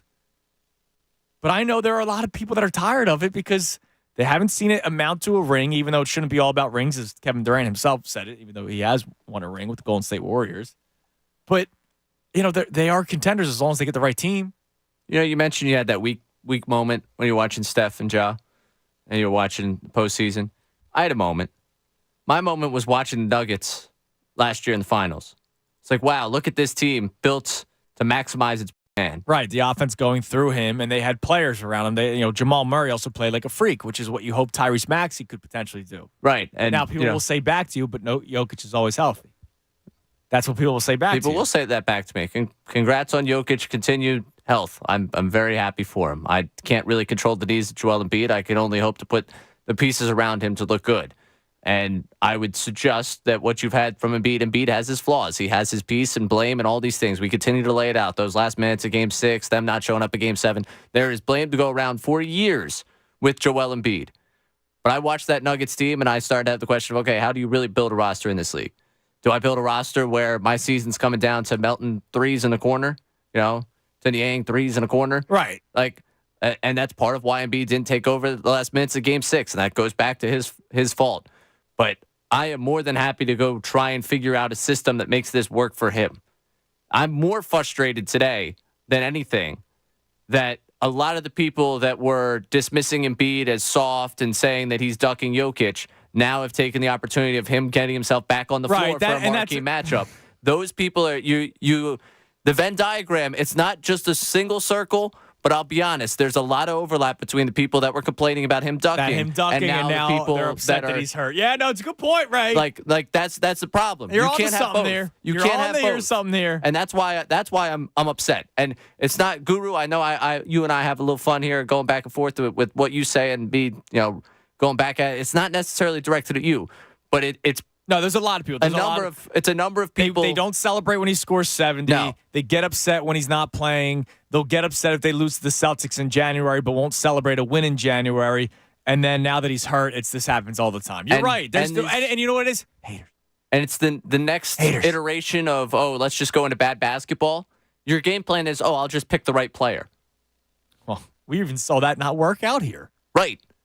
Carter Williams, Nerlens Noel, Jahlil Okafor, Ben Simmons, Markelle Fultz. Hey, man. There's a lot of them. And optionality, second-round picks that didn't amount to anything. And listen, this is not me, going to bat for Morey or anything, but Morey just got a contract extension. So if you think the game plan here is trade Embiid and Morey's going to lead a rebuild, that's listen, not happening. Pass whatever you're smoking. Let's go to the 49ers, Vince. What's up, Vince? Question. Here's my question about Embiid. Okay, best player in the league, I'll give you that. But how long do we hold on to him before it's time to move? Like, how long? Look, that's my question. I'm doing whatever I can to try to win a championship with Joel Embiid. Once you move on from Joel Embiid, your team is done, and then you're starting all over again. And I know there are a lot of you who are open to starting over again. I am not open to doing that yet. I watched a team play dominantly this season, and now, unfortunately, he is hurt again. Now, his season's not over, at least I don't think, and that means the Sixers season is not over. So, I can't sit here today just because we got some bad news that he might miss some time, that all of a sudden we got to move on from him. I understand that, but as far as you saying if we trade him, we got to start all over again, we've been through this whole process for the last 4 years when they tanked on purpose. So what's the difference here? What's the difference? What do you mean? Eventually, I feel as though you got to move. Eventually, biggest Embiid fan there is. I am, but eventually, it's like, here we go again. Yeah, but they're gonna look. They got one of the better players in the NBA, right? So if you move on from them, you're gonna get role players and picks in return, and you're gonna be a bubble team. And now you're not an very attractive destination for free agents. And I know they haven't really been an attractive free agent destination to begin with. But Andrew, again, I asked you a question. Again, what was the difference between when they tanked on purpose and we had to wait around again? What's the difference? They tanked on purpose because they paid all this money for Andrew Bynum, who never played. Like, he did not play, period. There was no hopes of winning anything. We've been through darker years when they weren't that good. And sometimes you got to take a step. Well, here's the deal. They were perennial 7-8 seeds those years with Andre Iguodala, Thaddeus Young, Drew Holiday. Now they are a perennial top 4 seed every single year just when Joel Embiid walks on the court, and you never know when it might be the year that they break through. They almost did it a couple years ago against the Raptors if Kawhi Leonard doesn't hit the quadruple doink. I agree. No, let me ask you this. So let's say, God forbid, he missed any time. Let's say he does miss time. And he's going to. And they slip down playoff time. They slip down to what, the 6th or 7th seed. They're not beating. No, they're not going to beat the first seed or the second seed, which is going to be probably Boston and the Pacers. Not going to happen. Like, come on. Well, they might. So what if they face him in the second round? Like, what's the difference between the first round and the second round? Well, they won't make it to the first round if they burn to the Celtics or the Pacers in the first round. Right, but what I'm saying is, and thanks for the call, Vince, like if they finish as the 7th seed, right, and they have to play Milwaukee in the first round, okay, if they finish as the 4th seed, or the 3rd seed, wouldn't they have to play Milwaukee in the second round? I think that's how it would work. It's just, all right, so one's round 1, one's round 2. Either way, if you finish behind Boston or Milwaukee, you're going to have to play one of those two teams in the second round. Path conversation is to me one of the more obnoxious things we do because, they had such a great path in fill in the blank year. Right. What'd it do for you? We had a conversation about the Eagles a couple weeks ago. About the path. Oh, you know what? Playing in Tampa is actually... Tampa's better for you. We'll be able to figure it out. Hey, the Cowboys even lost. You were going to get the Lions. You know what it meant? Nothing. Okay? I had the path conversation. I get it. I would prefer them not be on the road in the opening series against whoever they play to open up. I would prefer them be one of the top 4 seeds. That would be greght. Wow. That's me really giving you a scorcher there today. But I can't do path conversation when we're talking about the health of Joel Embiid and talking because the big picture thing, because that's where Vince opens up here with the big picture of how long can you hold on to Embiid. Right. Here, do you want me to run you down a little bit of a list here? Please. So the 4 years in which the 76ers are really drafting at the top of the draft. You think back to the 14, 15, 16, 17. Yeah. 2014, they get Embiid, 3rd overall pick. Remember, winless for Wiggins. Winless for Wiggins. Hey, you end up with Embiid. Top 10 that year. Wiggins, Parker, Embiid, Aaron Gordon, Dante Exum, Marcus Smart, Julius Randle, Nick Stauskas, Noah Vonleh, Elfrid Payton. Yeah. That's your top 10 picks. Okay, 2015. Picks, yeah. Karl Anthony Towns, number 1 overall, 2015. D'Angelo Russell, Okafor, Porzingis, Mario Hezonja, Willie Cauley-Stein, Emmanuel Mudiay. Willie Cauley-Stein, former Sixer. 10-day contract. Right. Stanley Johnson, Frank Kaminsky, Justice Winslow. There's your top 10 that year. Top 10 the next year, 2016. Simmons, Ingram, Brown, Dragan Bender, Chris Dunn, who you saw just last night, Buddy Hield, Jamal Murray, Marquise Chris, Jakob Poeltl, Thon Maker. That's probably the best one so far. 2017. Fultz, Lonzo Ball, Jason Tatum, Josh Jackson, De'Aaron Fox, Jonathan Isaac, Lauri Markkanen, Frank Ntilikina, Dennis Smith Jr., Zach Collins. All right, that's the best. That's the best one. That's the best one. But those, for the 4-year stretch in which you picked at the top of the draft, those are the 40 player. That's the 40-player pool right. in which you were able to get. Out of those 40 players, you got Tatum, you got Embiid.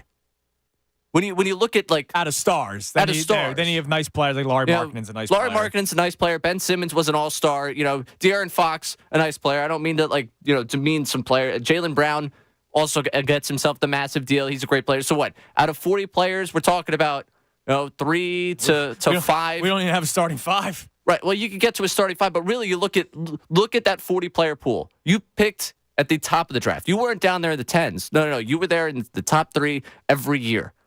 That 40-player pool of the top 10 players. And yeah, there were some guys that people reached on, swing and a miss. You go deeper into drafts. Listen, I would love for them to hit on every pick. I go back and think of the TLC and Korkmaz, back to back. And they didn't take Siakam. I think Murray was also somewhere down there when we're talking about DeJounte Murray now. There are talented players throughout the draft. And you have to find them, and it's about scouting them, it's about getting them. But if your plan is to, Embiid, and then we'll just make the right picks, I don't know if you have the executive for that. I don't know if. Well, yeah. And you can't also just. No, it's a crapshoot. But people like that. People love the process here. Darts at the dartboard here. People love the process, and they would love to try and do it again. Listen, I like the process. I did. No, I was for it. For this, yeah, but you have to get to where I'm at now, right? Exactly. You didn't have an Embiid. I don't want to do it again. I am now done. I have my guy, and I need to build around it and hope and pray and fingers crossed, whatever you believe in, coexist, whatever. Right? The bumper sticker, whatever it is you care about. I need you to pray upon thee for Joel Embiid to be healthy, because when he's healthy, the dude is dominant. I know availability is the best ability. Man, I knew where this conversation was going to go today. I wasn't excited about it. Also, Phillies did not trade for Corbin Burns. Your reaction to that? It was doom and gloom day. But I guess the positive conversation, if you're looking for one, Kelly Oubre said something cool during his post-game interview with Tom McGinnis yesterday. We'll play that for you next. And I want to know how important it is for you to have a good relationship with players and teams. And I don't mean good relationships like you're drinking with them at the bar, but just like you feel the good vibe between the two of you. Is that important to you? Or do you just want winning? Because that's all I care about, honestly. 610-632-0975, Major.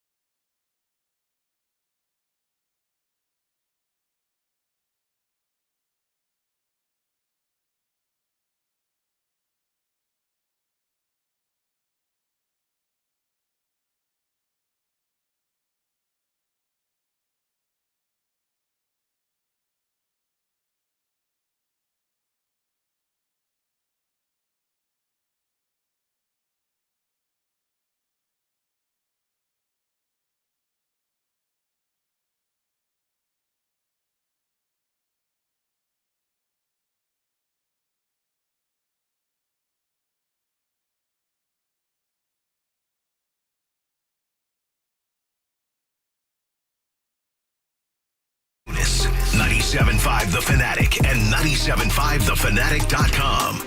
It's 11:48, 97.5 The Fanatic Midday Show. Happy Friday. I'm Andrew Salchunas. A tweet from Nick regarding the Joel Embiid situation. The Embiid is soft and trade him for this and that, and the other narrative is just lazy tweeting. He's played through so many injuries during playoffs. I think Sixers fans are tired of him in the journey this season and just want to get to the destination, playoffs. Now, I think Nick's accurate there, that there are people just tired of it. Now, he says tired of him in the journey this season. I don't think it's tired of him in the journey this season. I think this has been spanning over the last couple of seasons. And, again, like I can't blame anyone. Like, I think you're wrong. I do. Like, I think you're wrong. But I can't blame anyone for feeling a certain type of way anymore.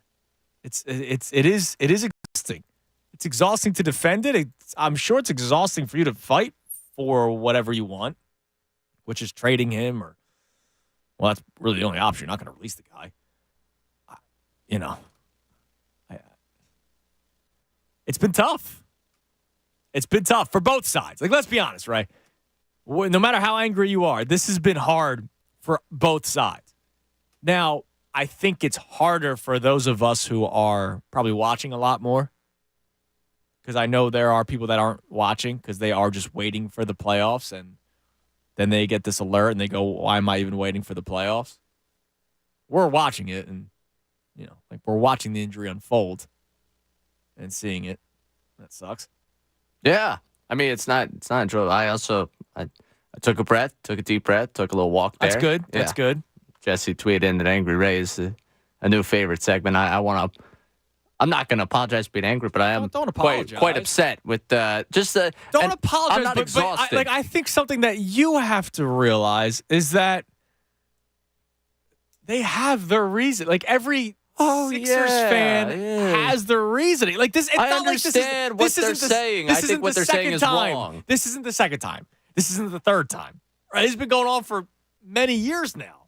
I think people ignore the greatness, which is my biggest beef. My biggest beef, and you made a great point earlier. The people that say, wake me up until the playoffs, are the same people that won't celebrate a win in January. But they're the same people that will say, oh, my God, I can't believe they lost to this team in January. And will find every excuse to not celebrate a 70-point performance out of Joel Embiid. And might not be watching, period.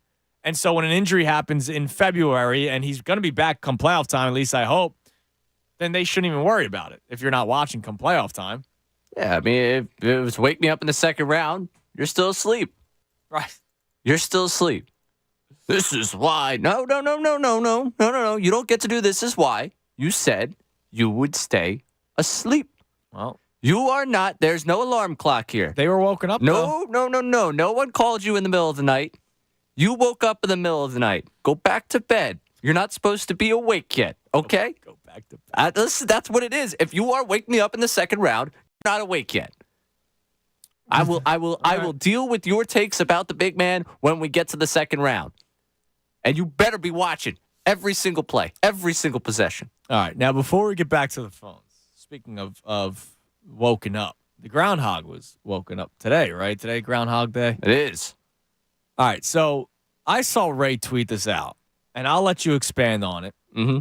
Because we're always looking for positive things. Correct. Right? Because usually it's always doom and gloom. And, people like to look for good omens, right? I'm kind of anti-omen. Like, if I'm being completely honest with you. That's fine. I'm pro-vibe. I'm anti-omen. Like, leading up to a... Can I be honest with you guys? I'm sorry. I'm gonna, this is gonna... It's not gonna end well. This is not gonna end well. I don't, There's no way this I don't ends care. well. It's Friday. I'm going into the weekend, and, you won't hear from me from 2 days. If you see an eagle on the day of a football game, that doesn't mean anything. Like, if you saw I was driving to work today and I saw a bald eagle, I think the Eagles are going to win this weekend. That doesn't really mean anything, right? If you're driving down the road the day of a Phillies playoff game and you see a "Let's Go Phillies" billboard, it doesn't really mean anything. The omen doesn't really mean anything. But you believe you saw an omen today, Ray, because today is Groundhog Day. And he did not see his shadow because it's cloudy out. Do I have to be disrespectful? It's one of the dumbest things. I hate Oh, it's very dumb. It's so stupid. Well, I'm here to capitalize on the dumb thing. It's so stupid. And like, I understand it's like a very, very traditional thing. So I understand, like, if you're in the Punxsutawney area, like, it's a pretty big deal for people. It's covered nationally. I get it. It's awesome. I'm glad that the town gets money. I make nothing of it. Like, I woke up this morning.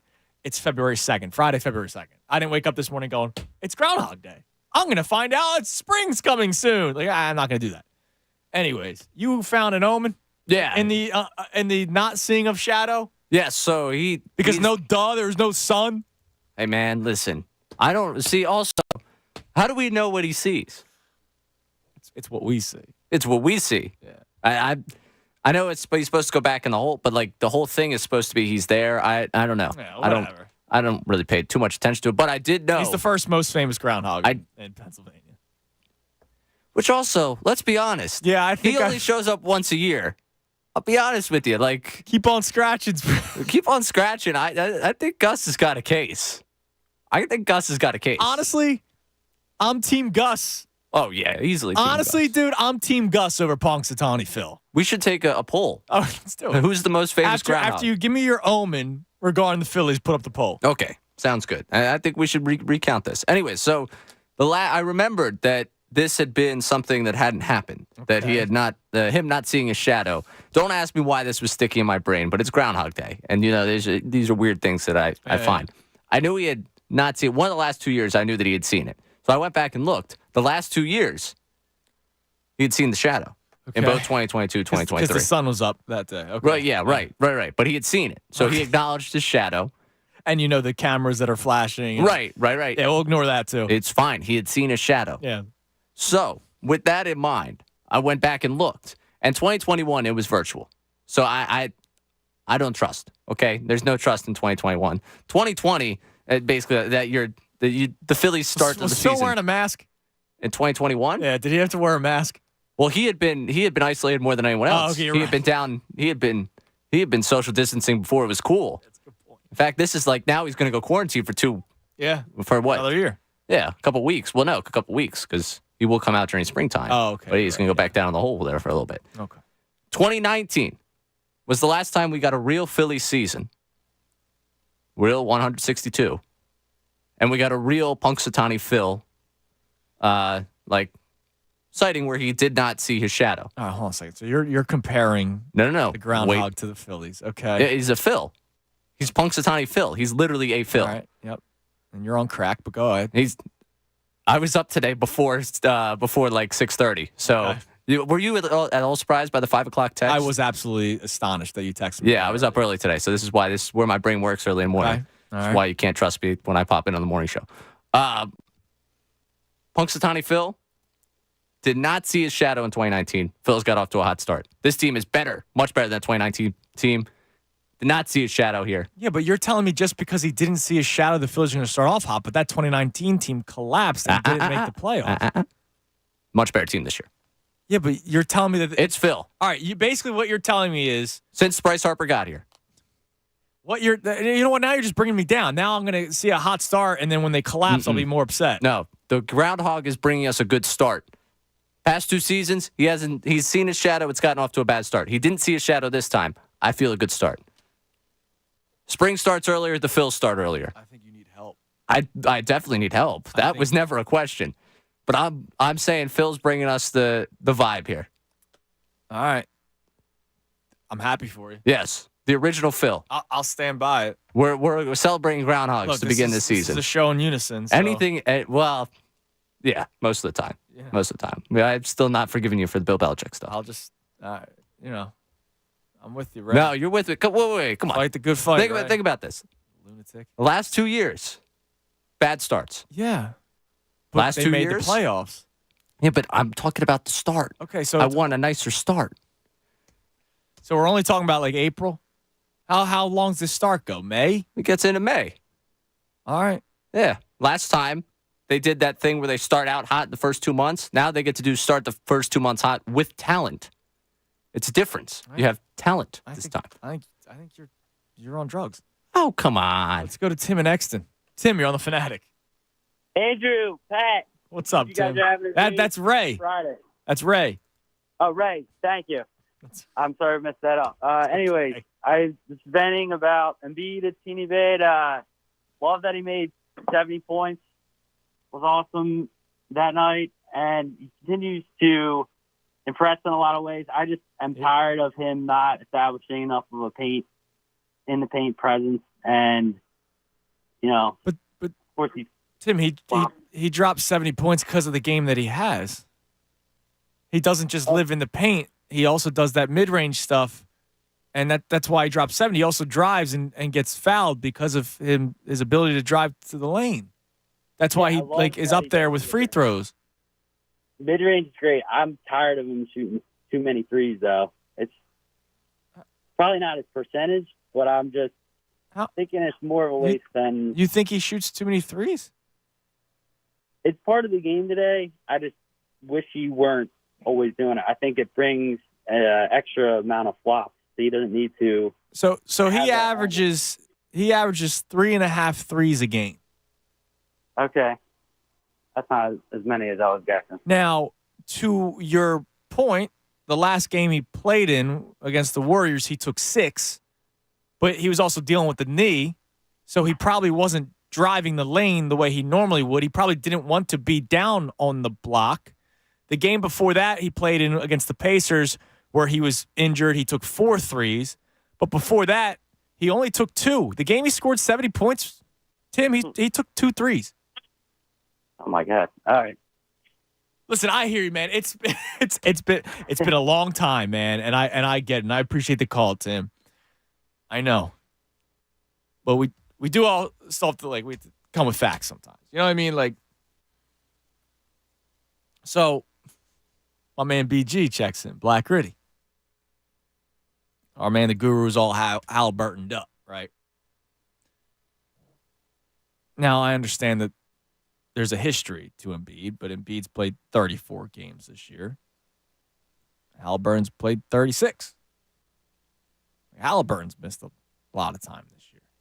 Now, it could be different. You might not expect Halliburton to miss that kind of time as seasons go on. Embiid has never played more than 68 games in his career. So, I understand that. But, I love Tim in Exton, but the whole he shoots too many threes. He's averaging 3.5 attempts a game, which isn't that high. And he's actually shooting 37% from 3 this year. So he's actually shooting at a good clip. All right, let's go back to the phones. I want to go to Yaz here because he wants to give Embiid flowers. So far all our callers have been Embiid stinks, or Tim doesn't think he stinks. Just the frustration, which there is. I think even you can admit frustration is allowed. Right, Ray? Yes. Curious where you directed, but I am frustrated. All right. Let's go to Yaz in South Philly. What's up, Yaz? Yo, what's going on, brothers? How y'all doing today? What's up, brother? How you doing? I'm irritated, man. I'm trying to figure out why the whole city just keep on down talking the best player in the league. When you really think about it, all right, Joe has been the best player, at least to me, because obviously nobody else sees it. He's been the best player in the league for the last 3 to 4 years. I give it to Joe over Jokic, those 2 MVP years. The only reason why Embiid didn't even get it the first year was he didn't play enough games. The second year, I forget what it was, but it's if he's not 1, he's the runner-up. Yeah, if he's not 1A, he's 1B. Every time. And then it's the boy that just hopped on the phone talking about he shoots too many. Bro, the game he dropped 70, he shot 1 3. Right. I don't even, it don't make sense. And then it's I want him to dominate in the paint. Bro, he dominates everywhere on the floor. Right. From the time that he steps on the court, yes. He's dominating. He's the best player on the floor. Yes, he averages 35 a game. 35. That's not nobody. He leads the league in scoring. The last person to do this, Will Chamberlain. Yeah. And I get it. Wilt did it on the block against guys that were a foot shorter than him. Yeah, come on, bro. This is nonsense. Like I said, I just hate that it's coming from our city. He got a Sixers uniform on. He didn't leave. He didn't ask to leave. And he got people wanting to come here. Like, you'd be a fool if you think that KD don't even want to play with Joe. I think KD want to play with Joe. A lot of guys actually consider coming to Philly because of Embiid. I love Maxey, but it's not because of Mad Max. It's because of the MVP is here. Right. And it's just unfortunate. All I wanted to say. It's unfortunate how things haven't worked out, right? Like, I know it's felt like it's been forever, but like Simmons was here just 2 years ago, right? So you then had to try to figure out how to move on from Ben Simmons, and you brought in James Harden, who at the time I thought that was the right move, and he still had a very good season last year, 20-10. They're 5 minutes away from moving on to the third round of the playoffs for the first time in 20 years. Yeah, but go back to your point, and the same point that I brought up the other day when I called in, where it's like if Kawhi don't hit that crazy shot, right? They're exactly. They're winning that year. They're beating the Bucks, and they're going to beat up a banged up Warriors team. Exactly. Yep. Yeah, as I hear, man, I appreciate the call. Okay, I can take a. I'm glad it's not all just you and me still defending the big man. Yes, thank you. Yeah, it was a breath of fresh air. I needed it because it's just, it's nonstop misinformation or just pure hatred toward the big man, or you name it. That was nice. That was nice. I enjoyed that. I appreciate Yaz for doing what he did there. I needed to hear that, especially again. I usually keep myself pretty composed here. Yeah, I mean that was a little different out of you. Yeah, no, that's why I think we needed to let me do the groundhog thing so I could just get back to my normal. Well, now I know it's completely ridiculous because Connor is in agreement with you. Connor did say it's the dumbest thing he's ever heard, but he's in. Yeah, no, it's ridiculous. We're running with it. The fact that Connor is running with it, I'm out. I'm not running. What? Yeah, I'll sit down. All right, well, that's I'll fine. watch you. I'll shoot the gun, the starting gun. But can I do that? For what? Oh, for the run. For the running. I'll shoot the starting gun. In my brain, not working. I told you I'm there with you. I'm just doesn't sound like you're there. I'm just not in lockstep. It kind of sounds like you're against this. I'm load management. Kind of sounds like you're a hater. I'm load management. Kind of sounds like you hate this. I might. Let's go to Brenton in Harrisburg. Brenton, you're on the Fanatic. Yo, what's going on, Junis? What's up, Brenton? What's up, Ray? Yo, Ray, I just want you to know you're not alone, dude. I get so frustrated listening to everybody talk down on Embiid. The Punxsutawney thing was like the perfect transition because I find that whole thing ridiculous. And it might have been the most ridiculous thing I could call in and talk about, except for the fact everybody wants to get rid of Embiid. That's the most ridiculous thing. Yeah, I still don't understand like where people are coming from with this. If you got rid of him, I've said this a million times. If you got rid of him, you are back to being a bubble team. You are a 7th or 8th seed like they were before they did the process. And we would complain that they were never good enough. We would get excited for runs against the Chicago Bulls when when Derrick Rose and Noah are hurt, right? And that's the only reason why you won that series. And then the only reason why you got to a Game 7 against the Celtics was because Doc Rivers is a terrible head coach, which we eventually found that out here. Yeah, you take Embiid, you can replace Embiid with any other max contract player currently in the NBA, and I don't even know. He's the best talent in the league, but his only downside is injury thing. But if you would replace him with anybody else, yeah, you're going to still make the playoffs and be a top 8 team, but you're not actually going to be a legit contender. You'll have a team with Maxey and Tobias and whoever else, but you're not actually like Embiid is what puts you over the top. Like it takes 1 year. Everybody keeps referencing Kawhi and all that. It literally takes 1 year.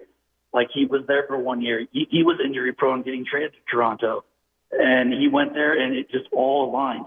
Like there was spare parts until he got there. Siakam and OG, all those guys.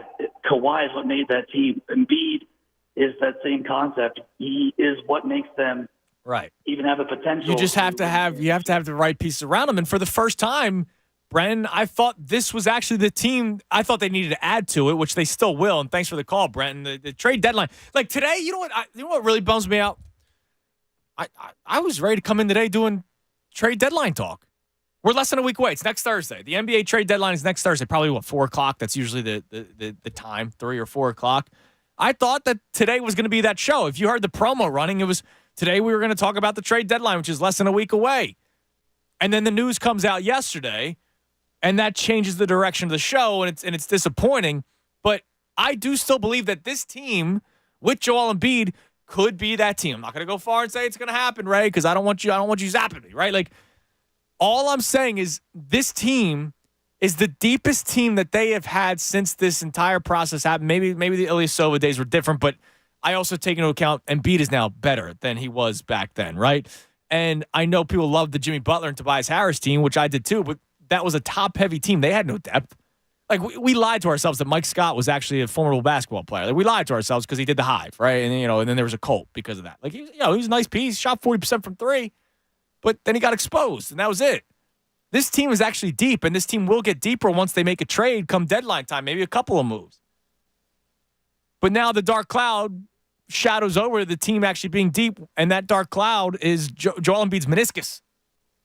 It's probably big enough to be a dark cloud, right? He's a big man. He's 7 feet tall. Yeah, that's the one thing. Some people out there, right? I saw you run to social media saying he can have my meniscus. I don't want your meniscus. Yeah, no, I didn't do that. I know you didn't say that. I mean, some people took to social media. That's their immediate response. Yeah. Your meniscus is not worth it.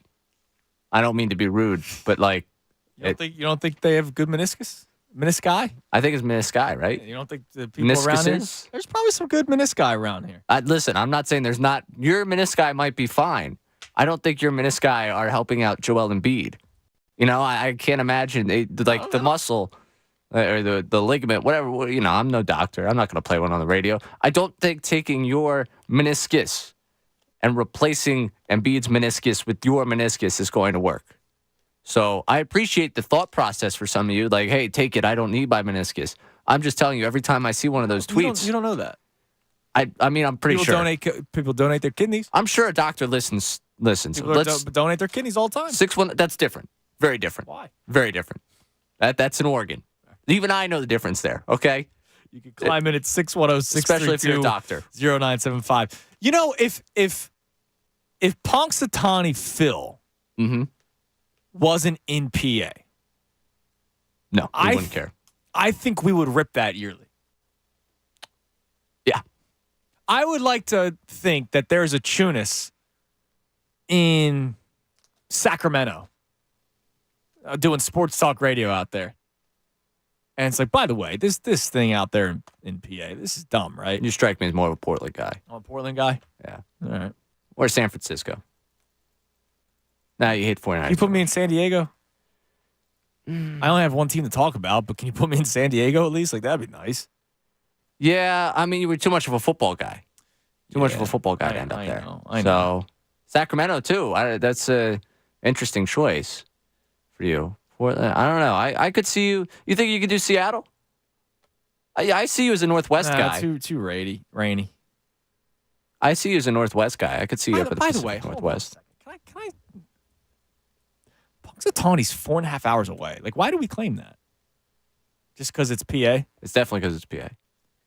Come on. How many people look at the map? The Steelers are in PA. Yeah, but that's different. It's another football Sidney team. Crosby's in PA. Gus is the most famous groundhog in Philadelphia for sure. Okay. I didn't put the poll up yet. That's a my bad on the whole thing. I don't understand why we I think it's cool. That I think it's great for the town, but why do we? It's 4.5 hours away. Why do we rally behind the groundhog? I mean, I got to say, Gus has definitely helped out. I don't think there's a single listener from Punxsutawney. Oh, dude, no. I don't think there's a single listener. Oh, you can't alienate our Punxsutawney audience. No, I'm not alienating. I'm making a statement. I would like to be proven wrong. If there's somebody in Punxsutawney right now listening to the show, please call in at 610-632-0975. Please know I still love you. Because Punxsutawney's right near Pittsburgh. Yeah. So they're Steelers fans. We got people calling from Dallas. Okay, I get that, but that's because they moved to Dallas from here. Someone might have been inspired by Phil. They moved out to Punxsutawney. I don't know why we act as if that's our thing. It's a Pennsylvania thing. Oh, there you go. Here we go. We could get the promo going. It's a Pennsylvania thing instead of it's a Philly thing. I don't. All right. No, if you guys enjoy it, that's fine. 12 o'clock hour brought to us by Service First Heating and Air Conditioning. Get 0% financing for 72 months and a $500 rebate when you purchase a complete heating and cooling system from Service First. Learn more at servicefirsthvac.com. By the way, we'll reset everything that we got going on. Coming up next, I have audio for you of my hero. Good. No. I have audio of my hero, a guy that a lot of you don't like, a guy that during the holiday season, you guys give me crap for all the time. Well, that hero of mine only increased his heroic status in my book yesterday. I'll tell you what it is next, and we'll play the audio right here.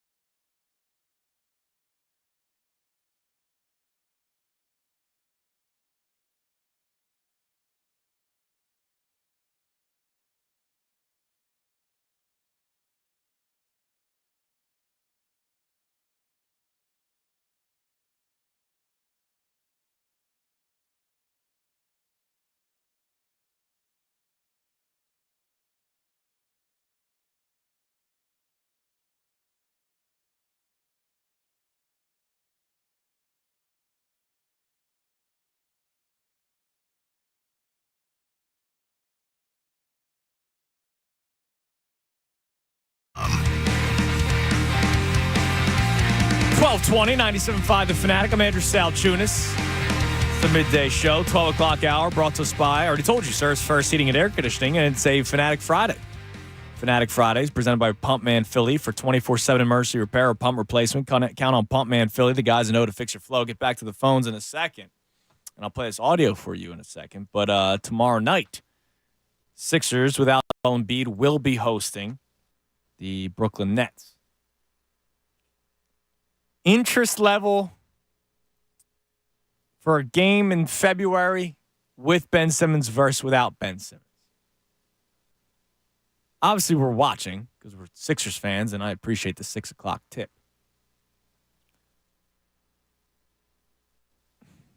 I guess I care if he plays. I would like to see them beat him and him get booed again. That's always fun. But I don't know. Is he even going to play? Doubt it. Like, he literally, the knee was tweaked and he missed the game already after playing one game. He played in one game and his knee apparently tweaked the day of another game. It's unbelievable. Well, yeah, the Sixers are going to host the Nets tomorrow, so we'll see if Ben Simmons plays. Okay, so my hero, as you guys all know, I'm the biggest Michael Bublé fan in the Delaware Valley. I would think, right? Would you say East Coast? I hope there's not a bigger one. Would you say United States? There's got to be more Bublé fans. I've never seen him in person, so I'd imagine there's more Bublé fans in the United States. How many people see Bublé? A lot. No. Let me finish. For the actual theater of seeing Bublé. What do you mean? And how many people are seeing Bublé because it's like, I guess he's in town. There's something for us to do. I would imagine for the theater of Bublé. Like, everybody's got big fans. Well, yeah, clearly just he has one in you. Just because you're not a fan doesn't mean like other people won't be fans of his. Like everybody's got that. Like Andrea Bocelli, he's here every holiday don't season. You even put the two of them in the same breath? I'm not. What I'm saying is like, I don't think people go see him because he's in town. I think people make a point to see him. Yeah. If Michael Bublé was in town, I incredible think people talent. would want to see him. And also an incredible talent. Not only an incredible singer, but an incredible hockey player too. Apparently. That's not what I got from this at all. So Michael Bublé, in case you're wondering why I even brought him up, not just for the holiday season fun that we have on these airwaves where everybody just turns against me and I'm literally standing on an island. Turns against you. No, we live in reality. So Michael Bublé is a celebrity captain in the NHL All-Star game. He drafted the team, by the way. Yeah, we got to see how he did. I wasn't following the NHL All-Star draft. I'm sorry. Just like I did not pay attention to any of the skills competition yesterday in the Pro Bowl, in which people are making fun of Jalen Hurts because he missed some targets right in front of him. Did you see this? Well, I mean, the whole offense was vertical all year. How do you expect him? He hasn't had good practice throwing it. If they had some bubble screen guys, he could throw it to them pretty well. Yeah. Yeah, I don't pay attention to this stuff. But so Michael Bublé, and it was Will Arnett, who's, actor, comedian, whatnot. I guess he's the other captain. That would be my guess. There's 4 of them. 4 captains? 4 captains. Oh, because don't they split up by division? Because it's the 3-on-3. That's right. Okay. Yes. So Will Tate Arnett McRae is one of the other ones. Okay. So he was at the podium with Will Arnett, though. So those 2 captains. And well, I'm not even going to explain much more. Just take a listen. Matt, I'm in more than one hockey league. That's whole. So, in the LHL, which I'm in with you, I happen to be in 5th place. Even though I had no first pick even. I didn't even have a first rounder. And I still did what I had to do because of my genius. Second, I am first place in the FHL, other hockey, fantasy hockey league. Third, my buddy told me this is just a microdose of mushrooms, and he was lying. So I'll be honest, I thought I was in Blades of Glory for most of the time that I was out there until it sort of settled down, and then I realized, holy I'm at the NHL All-Star Game. The mushroom talk cost me all of my contracts, the mushroom talk definitely lost you a lot of income. Yeah. Anybody got the guts to follow up on the mushrooms? So Michael Bublé is a fan of some psychedelics. Where do you stand now? about Bublé? Unbelievable. Children watching. I am devastated. I can't believe that you would idolize a man that just did that in front of a national audience. So somebody sent that to me before you did, and I'm watching it like, all right, wait, what? And I'm waiting and waiting. All of a sudden, it just turned. He's talking about his fantasy draft and like what he used to play hockey and whatnot. And then all of a sudden, he's starting to talk about doing mushrooms. Now I'm trying to figure out: was this he once did mushrooms, or was he currently tripping? No, he's currently on mushrooms. He was currently tripping at the podium. That's how I took it. Okay. I mean, listen to him talk. The dude was frazzled. He's trying to explain his fantasy hockey league. It sounds like he never once talked about it before. My man's doing a press conference as a captain, celebrity captain at the NHL All-Star game, tripping on shrooms. You are not big enough to do that, Bublé. I think that adds to the lore. My man can sing the way he does. Who knows what he's doing on stage? You know, I know Frank had the glass of bourbon when he would do the songs. He's on mushrooms. Clearly, he doesn't have a lot of experience. He's talking about his friend told him what he was doing. Yeah, what was his friend? Some random guy outside the hotel that they're staying at. I hope not. Unbelievable. Oh, that's my hero right there, Michael Bublé. Think of the children. Think of the minds that were changed. So, wow, someone as lame as Bublé is doing it. Look, Bublé, very talented singer on shrooms.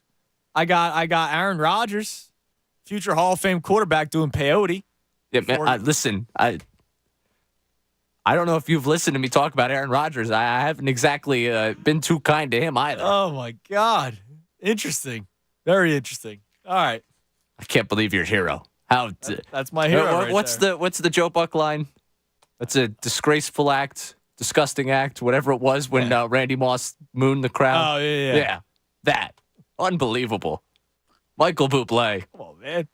Can't believe you endorsed this man. It's great. Let's go back to the phone. Let's go to Joe in Pensacola. Joe, you're on the Fanatic. Well, Andrew, I just haven't met you yet, so. What's up, Joe? That was a pun on the song. Look at you. On the trades, you ever made a trade mid-season? Okay, I'll give him the Simmons trade. Maybe that worked out. That worked out for him. Maury, not one.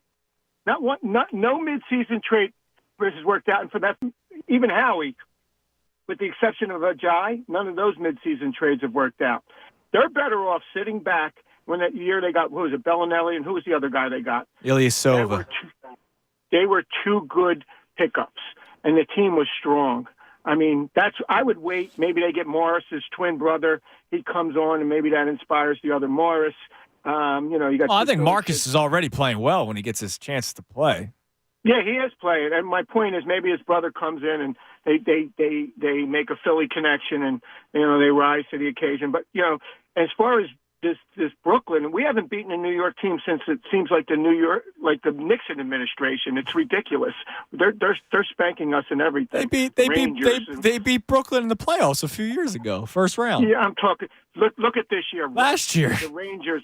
Everybody's killing us. That's from New York. Even the Giants win a game that's laughable. So it's hard to get excited for any team right now. What was that? The first win a professional team had. St. Joe's has won 4 out of 5. Villanova's lost 5 in a row. It's just been brutal being a Philadelphia fan. Yeah, it's been tough, and that's why coming in today, I wasn't necessarily in a great mood, especially knowing what happened with Joel Embiid and the news that came out. Even though we haven't really gotten official word on anything, we just know he's going to miss some time. And and then the Phillies don't trade for Corbin Burns. I'm down the dumps today. Well, it's been a black cloud over us for a while, so who knows? Literally outside, it's just been miserable. It has. Ray, I talked to you, the last time I talked to you was about the Eagles fans being stupid when we're on offense. I was a 64-year-old. So. I remember that call. I was listening. Thanks for the call, Joe. Yeah, he was upset with the Eagles fans being loud when the Eagles were on offense. Which, we have to keep quiet. The tush push has become such an iconic play that we're celebrating it as it's happening, before it even happens. Now, let me talk about the trade thing. So, the comment section itself said, don't make a big trade, wait for the buyout market. All right. So he said no in-season trades really worked. Well, the James Harden trade did actually work. Remember, I think they could have beaten the Heat in that series if Embiid didn't have another fractured orbital bone. And I think he had a torn meniscus in that playoff series, and he had injuries on both hands, if you remember. They were down 2-0. He comes back, and he's not even close to 100%. They tie it 2-2. And then in Game 5, if you remember, Dwayne Dedmon went to go grab a rebound and basically palmed the basketball into Embiid's face. And Embiid had already had the broken orbital bone. Embiid was not the same the rest of that. So he was, I'm not saying afraid, like, what a little baby. He wasn't going to go up and try to block a shot when his face is literally probably beating with pain. I think they would have won that series, and that also would have gotten them out of the second round. Then last year, they were up with 5 minutes left in Game 6. You win, you move on. They disappeared. Tobias Harris, by the way, was a midseason trade. That team could have won the NBA Finals. So I can't say that trades in the middle of the season haven't worked out for the Sixers. They kind of have. It's just other things have happened along the way, like broken orbital bones and Kawhi Leonard hitting a shot that, like, God allowed to go in, right? Like, it was, ridiculous. Yeah, I also can't just bank on the buyout market. Well, that's where I was also going at. Daryl Morey, who I do think has done a good job as president of basketball operations with the Philadelphia 76ers, and I know a lot of you disagree that, right? He has waited too much on the buyout market the last couple of years. I remember being at the it was the day James Harden signed or traded with the Sixers. He was traded to. Remember, he rang the bell. The Sixers lost by like 60 to the Celtics that day. Mm-hmm. Anthony and I did a show from the practice facility. And that was the day he had his introductory press conference. And Daryl Morey came up to us and, we got into the conversation of what's next. And he brought up the buyout market. Yeah, there's a lot of guys out there that we really have an eye on. The problem with the buyout market is, A, they have to actually become available. One of those guys was Robin Lopez, who would have been a great backup center to Embiid. The Orlando Magic, we're not going to buy him out. The Orlando Magic were asking for 2 first-round picks for Robin Lopez. No move happened. He stayed with the Magic for the rest of the season, right? They ended up with a 10-day contract of Willie Cauley-Stein that year. Like, that was what they got out of the buyout market. Do you remember the name Wesley Matthews? Yes, of course. He was a Sixers buyout market guy for like 4 straight seasons. Every year it became Wesley Matthews. Never signed with the Sixers. Kyle Korver. Oh, he's going to finish his career with the Sixers. Full circle. Nope. Went to Milwaukee instead. And I'm pretty sure they won the title that year. I can't always rely on the buyout market. A, sometimes there aren't that many great options in the buyout market. B, they don't always come here. So I can't rely on that. Yeah, I'm still mad about Kevin Love last year. Yeah, Kevin Love's another one. Yeah, you're right. I'd be mad about that for a while. Because instead they got Dwayne Dedmon. Yes. How about that? 2 Dwayne Dedmon moments in one segment. Dedmon ended up off of the Heat. The Heat ended up with Kevin. Yeah. Still not over that. By the way, did you know Wesley Matthews is still in the NBA? I had no idea. Where? I'll let you guess. Oh, don't do that to me. Now you're gonna. I didn't even know he was in the league, so it's not like Pelicans. No, he's with the Atlanta Hawks. Wow, that shows how much Hawks basketball. And he gets into games, but he doesn't do anything. Is he going to be bought out? Yeah. Sixers. Let's buy him out. No. That's it. That's the solution. Yep. Here we go. We're gonna get the buyout. Now I see that you're pro Buble on social media. What's up? That's not true. I see. Not in true. response, our man the Fink tweets in, will not slander Michael Bublé for at least 30 days now due to the shrooms. Hell yeah, Michael. To which you responded with, hate to say it, you have to hand it to Bublé for this. That's not what I said, kids. Stay in school. Don't listen to Bublés of the world. Mm-hmm. Yeah, bad influences like Andrew will do this to you. Yeah, this is going to go well. Let's go to Uncle Frank. Hi, Uncle Frank. Happy Stone Fugaze, totally inane Groundhog Friday, boys. Hello. I'm sorry? Hello. Hi. Hi. So I wasn't going to call in today. I'll be brief. Ray, I need you to hit Andrew with a quick zap. Because I got to smack him on the wrist for disrespecting Will. Do you know? Listen, he played 140 games against arguably the best defensive center ever. Yeah, and what about the other? What about the other 600? Hold on, he played against you. Totally, he played. In my youth, damn it, I could jump for a white boy. He played against 8 Hall of Famers. Kareem, he played against Wes Unseld. Oh, wow, he played against 8 Hall of Famers. Wow. Centers. Okay. Was it as wide as 2 times? Listen, 2 time zones. I'm joking. He's tremendous. The game has changed, is what we're getting at. Joel Embiid is not supposed to live on the block. Don't you disrespect. That's all. I got you. Is that all you got? Have a good weekend. Oh, wow. Beautiful, Dick. Quick and easy. Quick and easy. Missed the old shock hit the sound wrong effects. Drop. That's all right. Well, they got the board set up. I got to go all the way to the phone over here to drop him. Now I got to shock myself on that one. We got to rework some of these boards over here. I was been afraid of that one happening. Oh, I got to text him. Oh, man. Oh, that's awesome. I got your board set up over here. They got the phone line now works all the way over there. And now we're hitting the one. Oh, my God. That's it. I'm putting myself on timeout. I'm turning off the mic. Man. You go to work. What happened to this show? Uncle Frank. I don't think so. No, I'm blaming Uncle Frank. I don't think so. All right. Let's try this, but we got to play nice. All right. Let's go to Drew in Norristown. Hello, Drew. Doobies with Drew. What's up, Andrew? What's up, Ray? Listen. What's that? Last time you called in, a little disrespectful. Oh, about the show after you? Yes, a little disrespectful. Well, I don't post it around. I speak the truth. Now he cursed. I thought I was hoping he was gonna make amends. Came off of probation, and right away he curses. Yeah. Oh man. Yesterday's show was about being big boys and girls. Talking about the media and how evil the media was. I thought I'd try to give him an opportunity. And, I know I've gotten to know Drew over the years doing the show. Come on, man. Disappointed. Hey, curses. All right. So here's what we got. We got a little over an hour left on the show. We'll reset everything. You know what?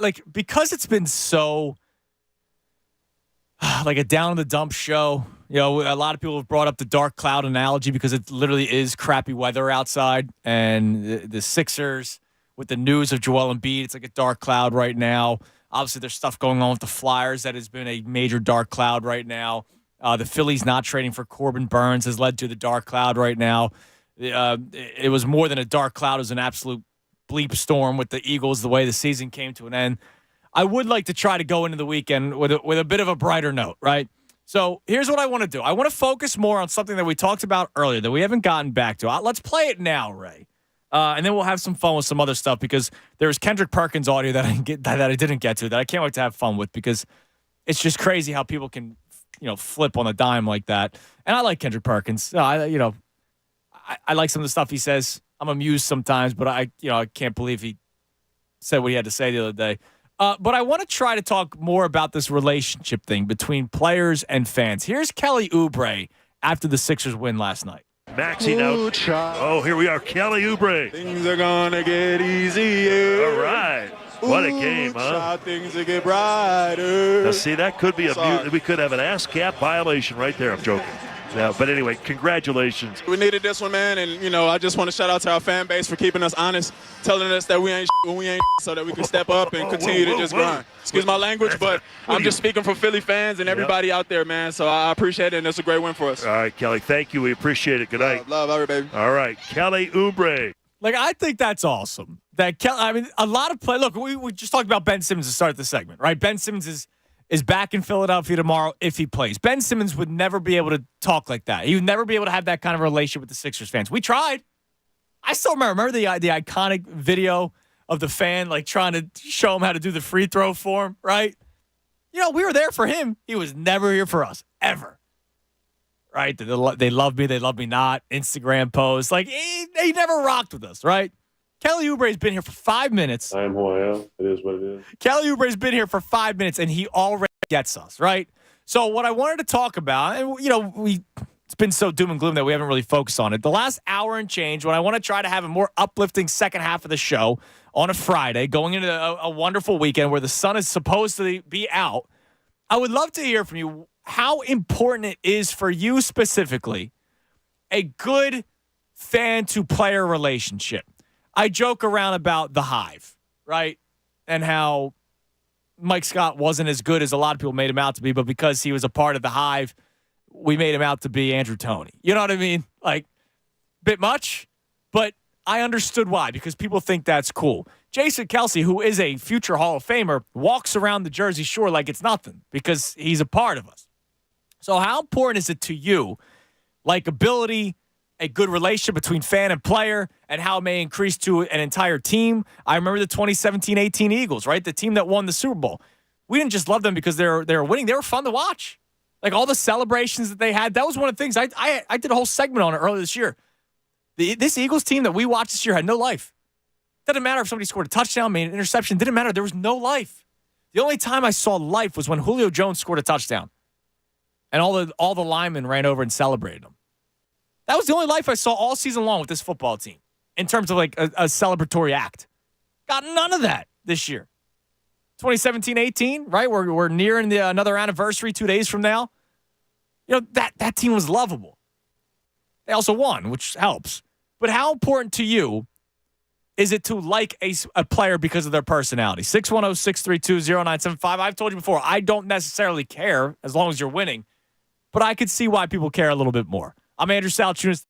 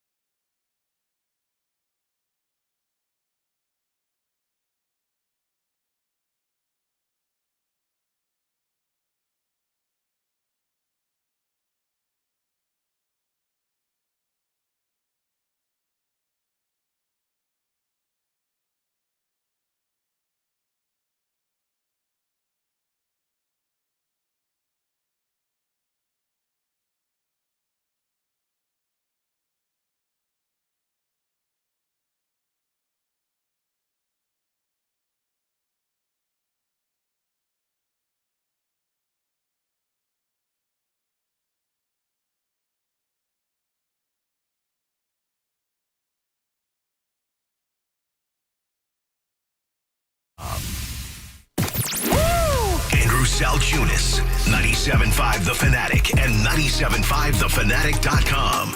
It's 12:49 on this Friday afternoon. 97.5 The Fanatic. I'm Andrew Salchunas on the Midday Show. I'd love to hear from you at 610-632-0975. Here's what we got going on in store for you today. And I'm going to get to some wild social media stuff that took place last night that I'll get to in a second. But here's what we're reacting to. We're reacting to the somewhat news of Joel Embiid yesterday. Joel Embiid dealing with the lateral meniscus injury.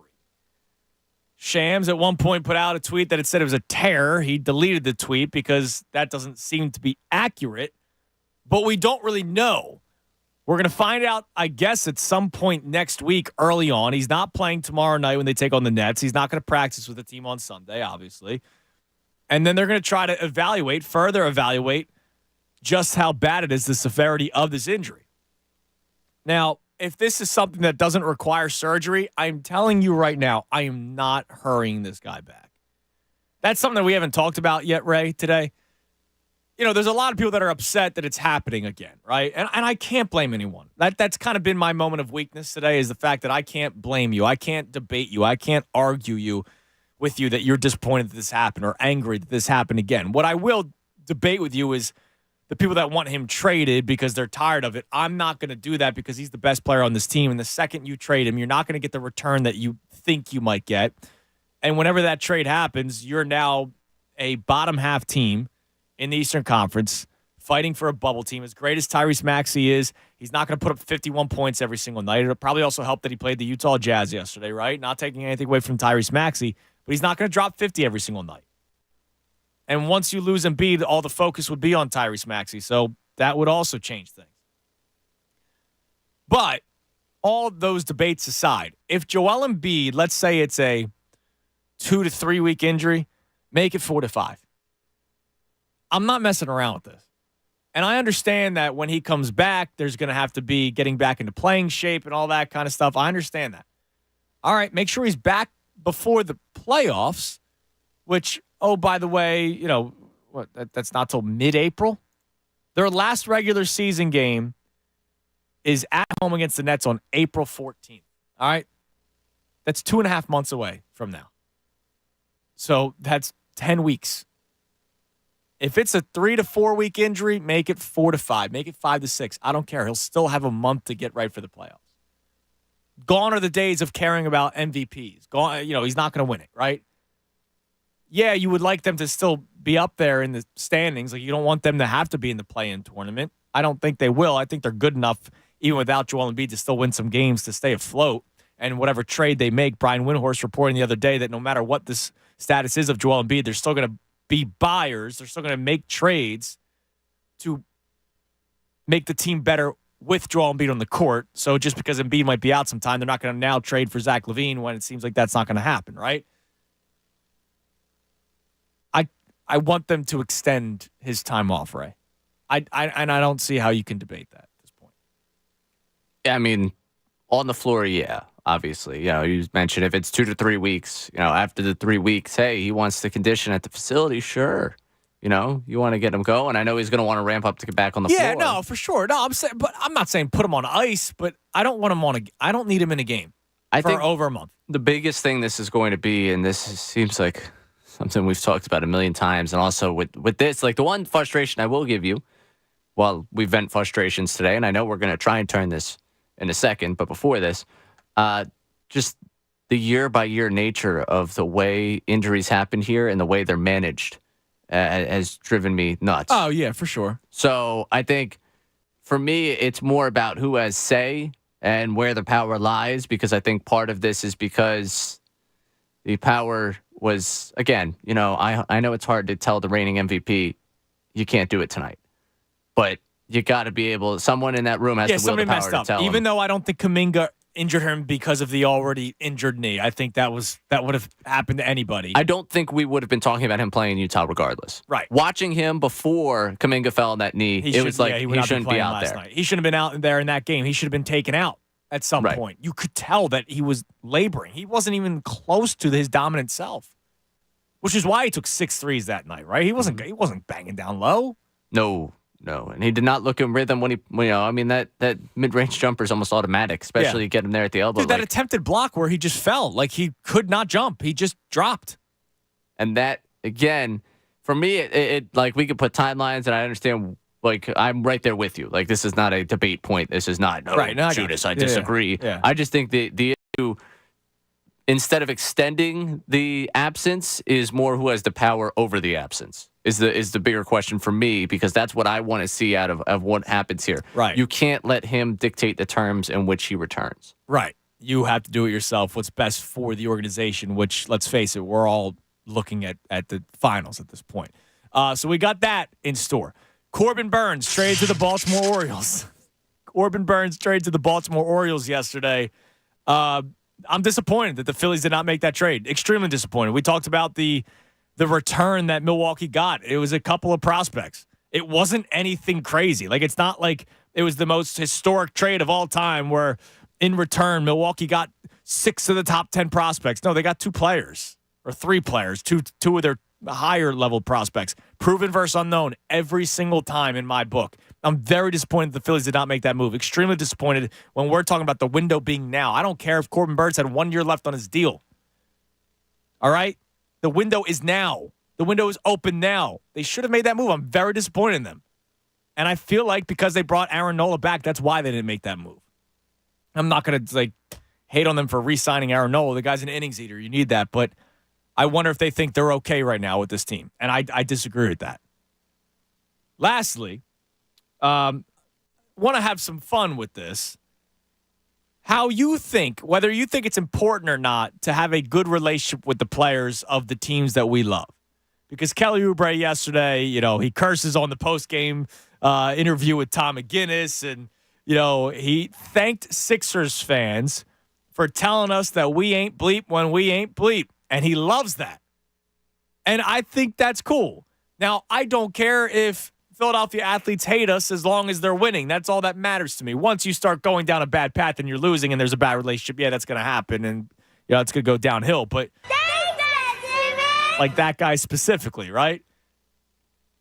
But all I'm saying is, I don't necessarily care as much, but I see where it's cool. And I know a lot of people take that stuff and love it. All right, 610-632-0975 to talk about all our talking points. Now, the weird stuff on social media. Or not weird. Well, one's weird.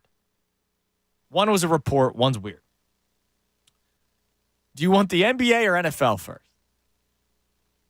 Let's go with the football. We're a couple of football guys. All right, did you see the report from Jeremy Fowler last night? About who the Commanders may be in on? Offensive coordinator. I did see this. Yes, didn't realize. I forgot it was Fowler. Per Jeremy Fowler, late last night. This is around 7:50 p.m., which is kind of when the Embiid news. Yeah, probably. I was in Embiid depression. Right. And, I had some other things going on, but yeah.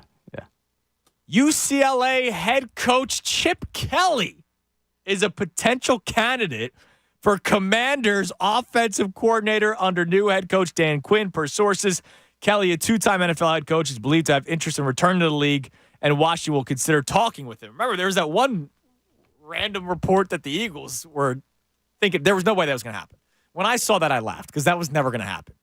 He would never come back here after what he did to the organization and then saw the success once he left. I think he's got too much pride to come back here.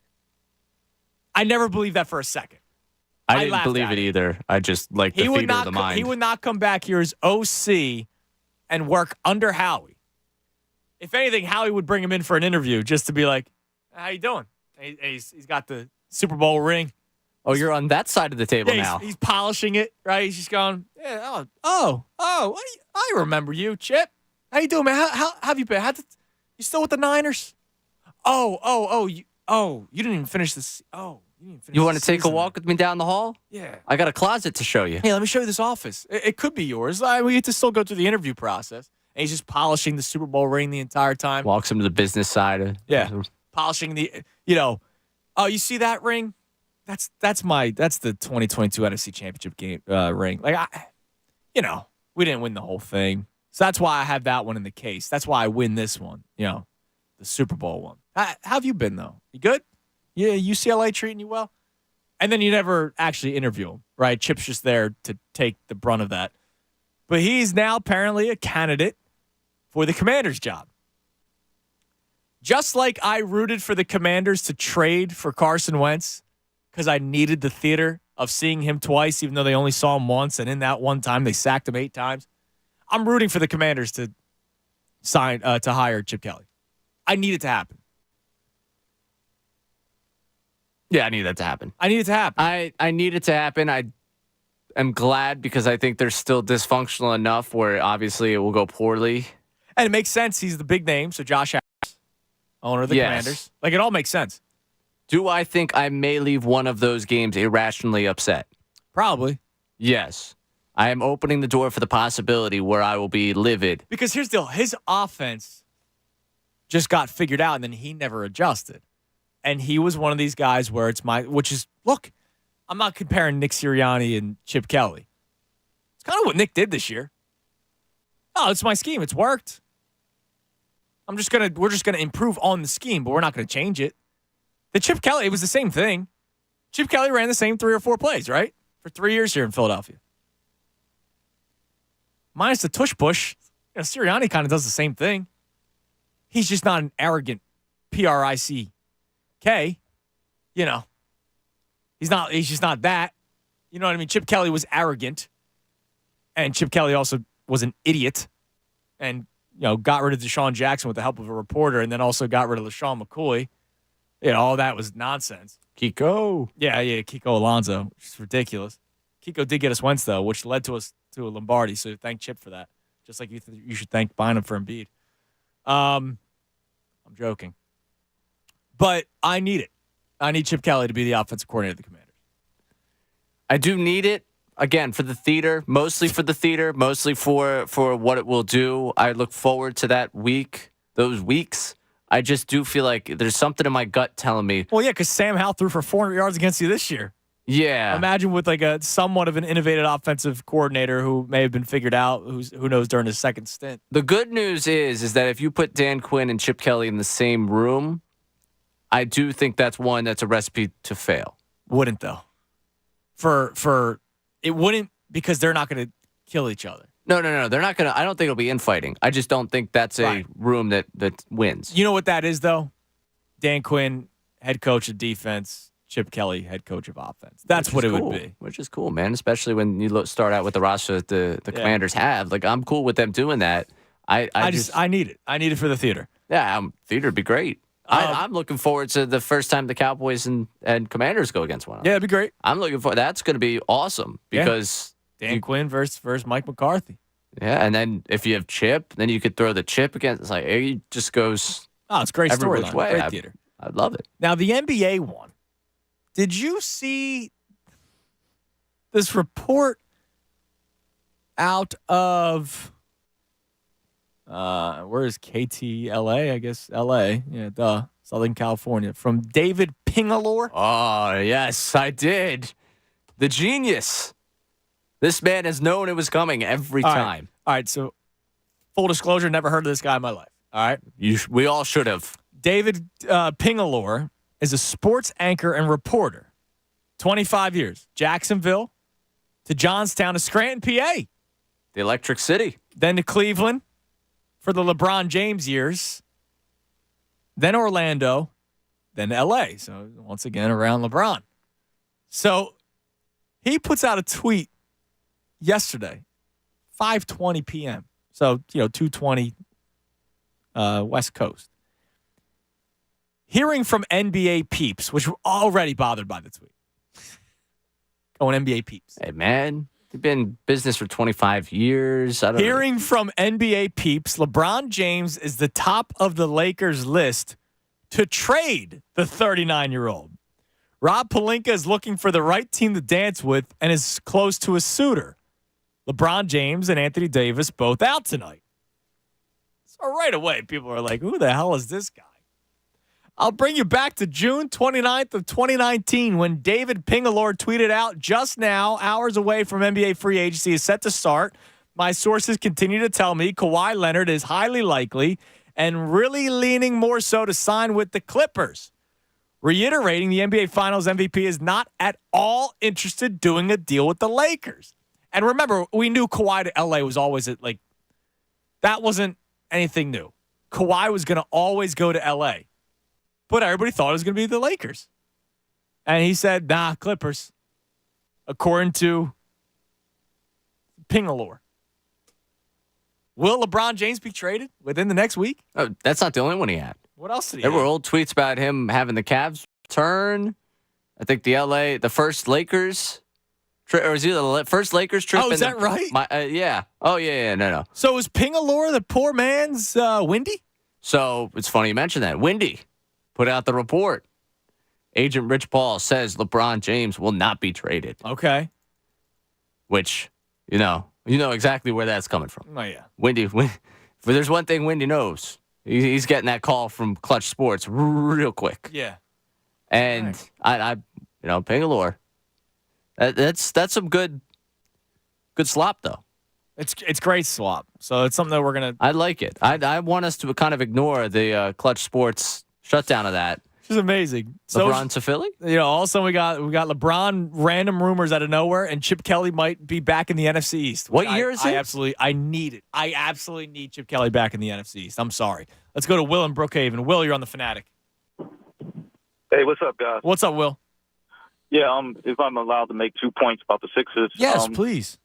Yeah, I was reading where, because I'm actually trying to do this because I love Joel Embiid, and I'm not ready to move off from him, but I was willing to read this New York Knicks report saying that they're willing to give up one of their first-round picks if somebody would, I guess it was Toronto, but if we could be that third wheel to help them facilitate to get Bruce Brown, but we get that first-round pick in Evan Fournier and Quentin Grimes, who I actually do like, and send to Toronto one of our future first-round picks, Anthony Milton, maybe Jaden Springer, and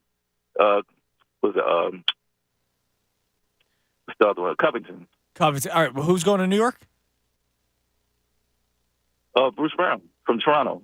Oh, I thought, dude, I got really nervous. I thought you were talking about Embiid and not wanting to trade him. No, you dropped the button there. I thought we were trading Embiid. I was about to. No, I'm trying to get an extra first-round pick this year. Okay. Yeah. So I would take Evan Fournier, who the Knicks were offering to Toronto, but I would facilitate Quentin Grimes and Evan Fournier in that first-round pick to Philly, and in exchange give Toronto Jaden Springer, Covington, and give them like a few first-round pick. All right, so you're thinking about, depth clearly for this team now, but also a pick for the future. Right. And my second point is for the upcoming draft, the person I would really want to target in the offseason, if I can sign a trade Tobias with those 2 picks, I would try to get Towns. So you want to try to get Cat and Embiid to play together? Look, it's working in Minnesota. I didn't think it would work in Minnesota, but it's actually working. And listen to this. All right, well then why would they trade him then? He only has 2 years left, and right now it's Anthony Edwards' team for the future. Yeah. And if they mess up in the first round, you're saying and so this is you're talking about during the off season. Yeah, during the off season, or in the draft, during the draft, Cat's been playing the power forward spot since college. If you remember, he played the power forward spot while I don't know why the Timberwolves, and thanks for the call, Will, would want to. It is Anthony Edwards' team. There's no debate there, but they're on top of the Western Conference. If anything, you would just try to make it better. Like, why would you trade Cat for Tobias? I don't know why you would. I don't know why you would do that. By the way, Karl Anthony Towns is having a hell of a season. If you're doing this in the offseason, Tobias is a free agent. He said sign and trade.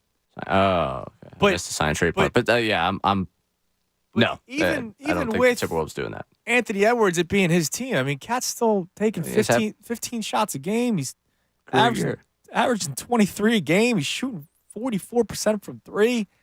I know, like the Karl Anthony Towns jokes are there because Ben Simmons choked him out and peacekeeper. Yeah, people wonder whether or not he's actually like physical and whatnot. All right, well, you got your physicality in Anthony Edwards, and you let Karl Anthony Towns do the stuff that he does at the top of the key. And I don't know why Minnesota would do that. So you mentioned Ben Simmons there. I don't want to hit the sounder because, I don't want, but it's not breaking, but it's news, Okay. I would say. After Ben Simmons was a partial participant in practice day. He's not playing tomorrow. What?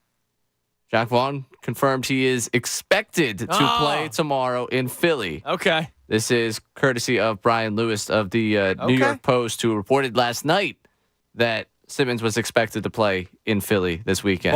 Barring a pregame warm-up tweak. Well, hey, listen, the Nets just saw the Sixers get fined $75,000. They better have that thing on the injury report. Now you did say yesterday, now that he knows Embiid's not playing, maybe that's a big part of it. I think that's a massive part of it. You kidding me? God.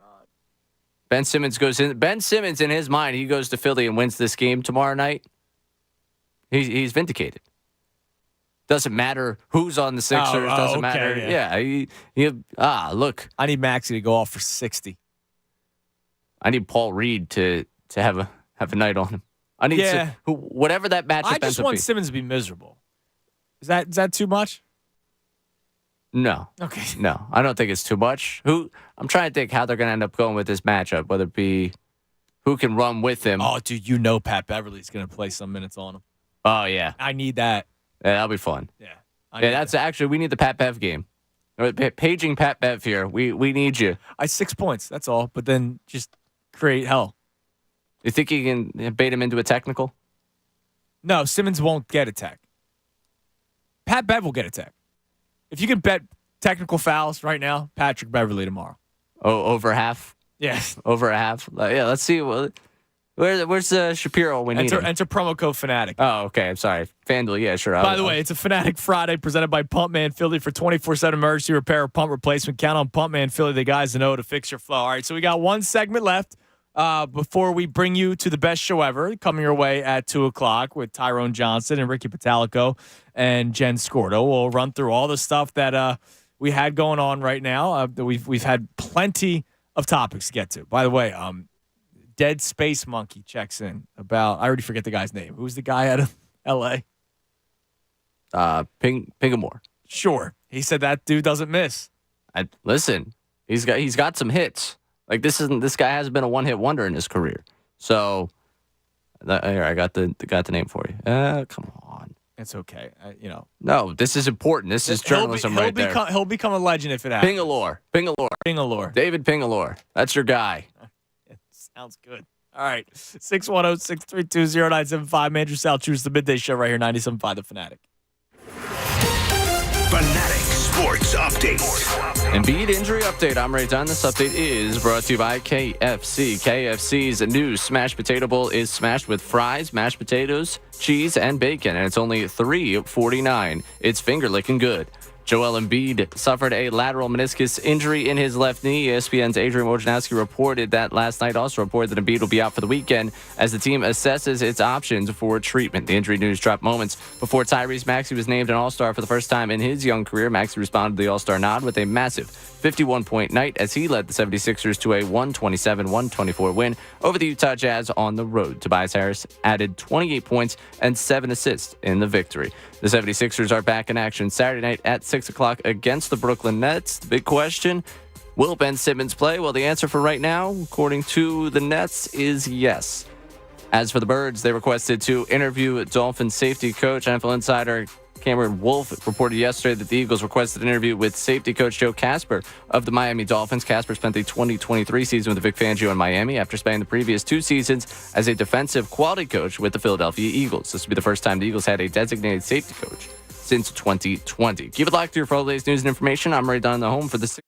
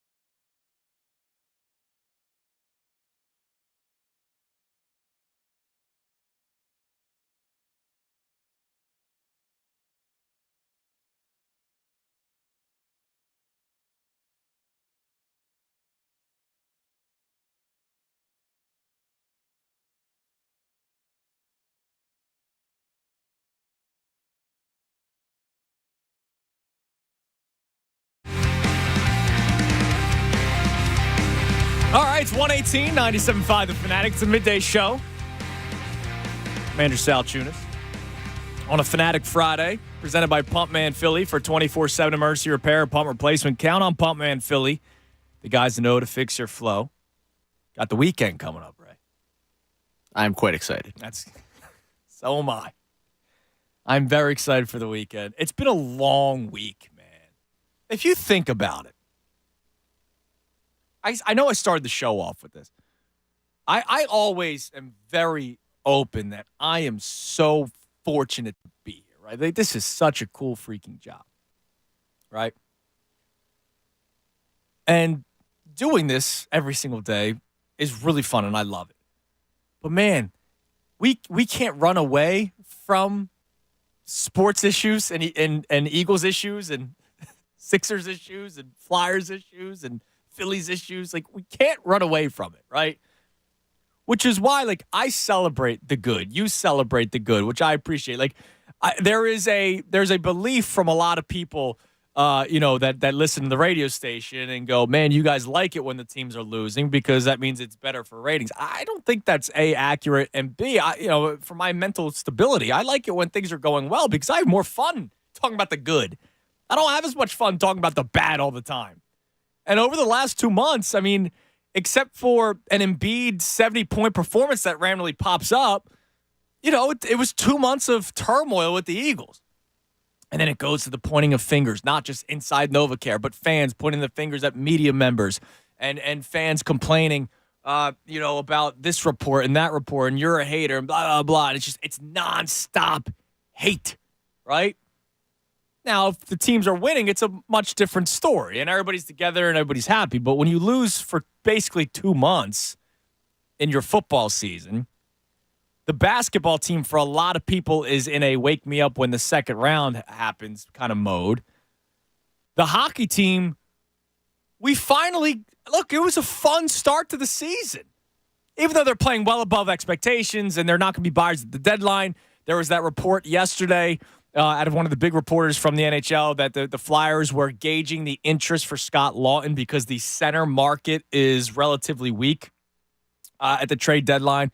So they were taking calls on Scott Lawton. They're not like looking to trade for him, but they're going to see what they could get because it's still part of their plans to sell and continue to replenish with draft picks and other young players and prospects more so than buying and trying to win something this year when they know they're not there. But then we get the terrible situation that's going on out of the World Juniors hockey situation with the Team Canada, and Carter Hart's going to be gone, right? Like, it just seems like every time there's something good that's about to happen, something happens. Now, that one's far different than just a team losing or a player getting hurt, right? That situation is just disgusting.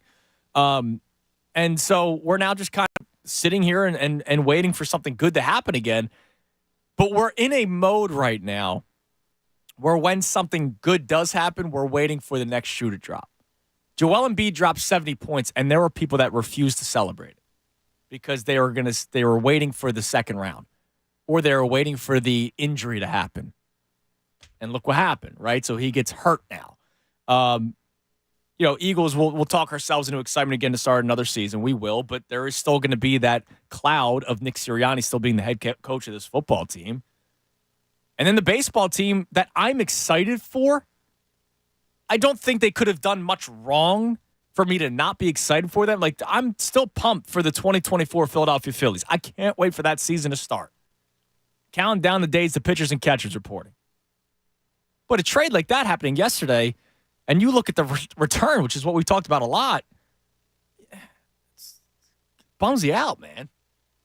Yeah, it does. It does bum you out. I think that one, like the 1-2 punch right there last night of the Embiid news dropping down and then the Corbin Burns news coming, that was, I've been trying to keep myself in the up and, post-Eagle season.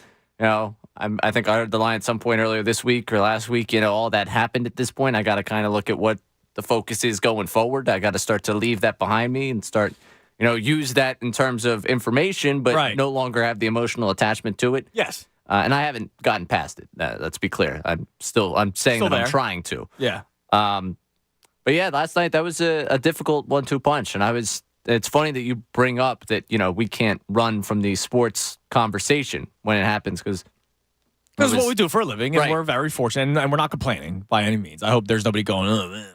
Yeah, I met someone last night, and we were talking about just what I do, and the conversation naturally shifted to, wow, tough end of the Eagles season. Yeah, and they were very, very clear on the fact of I just had to stop thinking about them, and I had to just avoid I had to avoid all of it, and I was like, at one point in my life that was kind of the way it was. I was like, there's just one problem, if the Eagles lose, and the next day we show up here all right. Pitchers and catchers. Right. That's not the way this works. No, and because we are local radio, right, it's not like I'm doing a national radio show where I could talk about something else. Yeah. No, we're talking about this all the time. And again, that's from the place of, the privilege of what we have being able to do this. Right. So, right, exactly. Yeah. Now, I got to bring up future Sixer LeBron James. Love it. I like where this is headed. Just keep rolling with it. Finish the thought. You see the tweet he put out just moments ago? I'll read it to you. Please do. I don't have his notifications on. I'm sorry. Where are all the media outlets, TV media personalities, hot takers that talk so much poop emoji about Joel Embiid, about missing those games when he knew what he was dealing with? Now he's out with an injury because of it. Not one person has went back on TV or their dumbass podcast and apologized to that man. No accountability. Trash. Love him sticking up for his teammates. I love you, LeBron.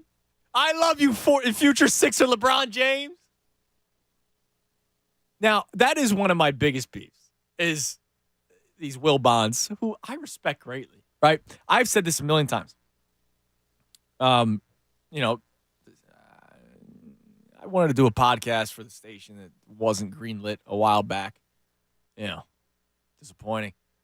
That was a similar, formula to Pardon the Interruption. PTI, well ahead of its time. Right? 2-minute topics, move on. The fast pace, you blink, the show's over. Right? They do 1 5-minute interview every once in a while, but everything else is 2-minute segments. 2-minute, the bell rings, they move on to the next topic, right? Tremendous idea.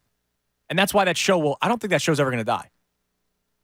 Until it's been Kornheiser and Wilbon. Maybe one day one of them is no longer doing the show and maybe it doesn't hit the same, but that concept, it's never going to go away. But Michael Wilbon, Philadelphia's hell. Get Ben Simmons out of there. It's hell.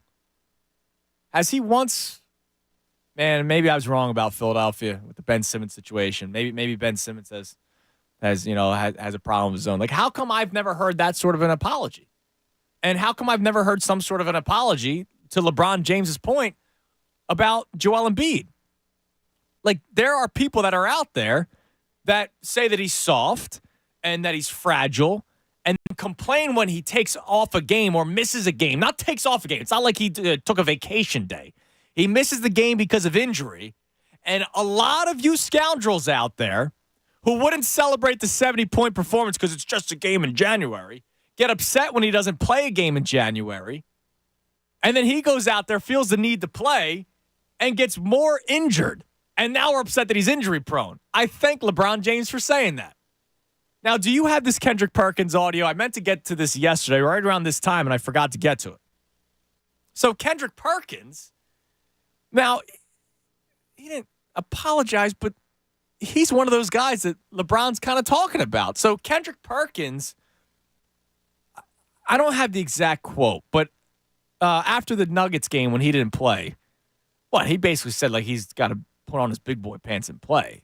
Something to that extent. He was upset that he didn't play, right?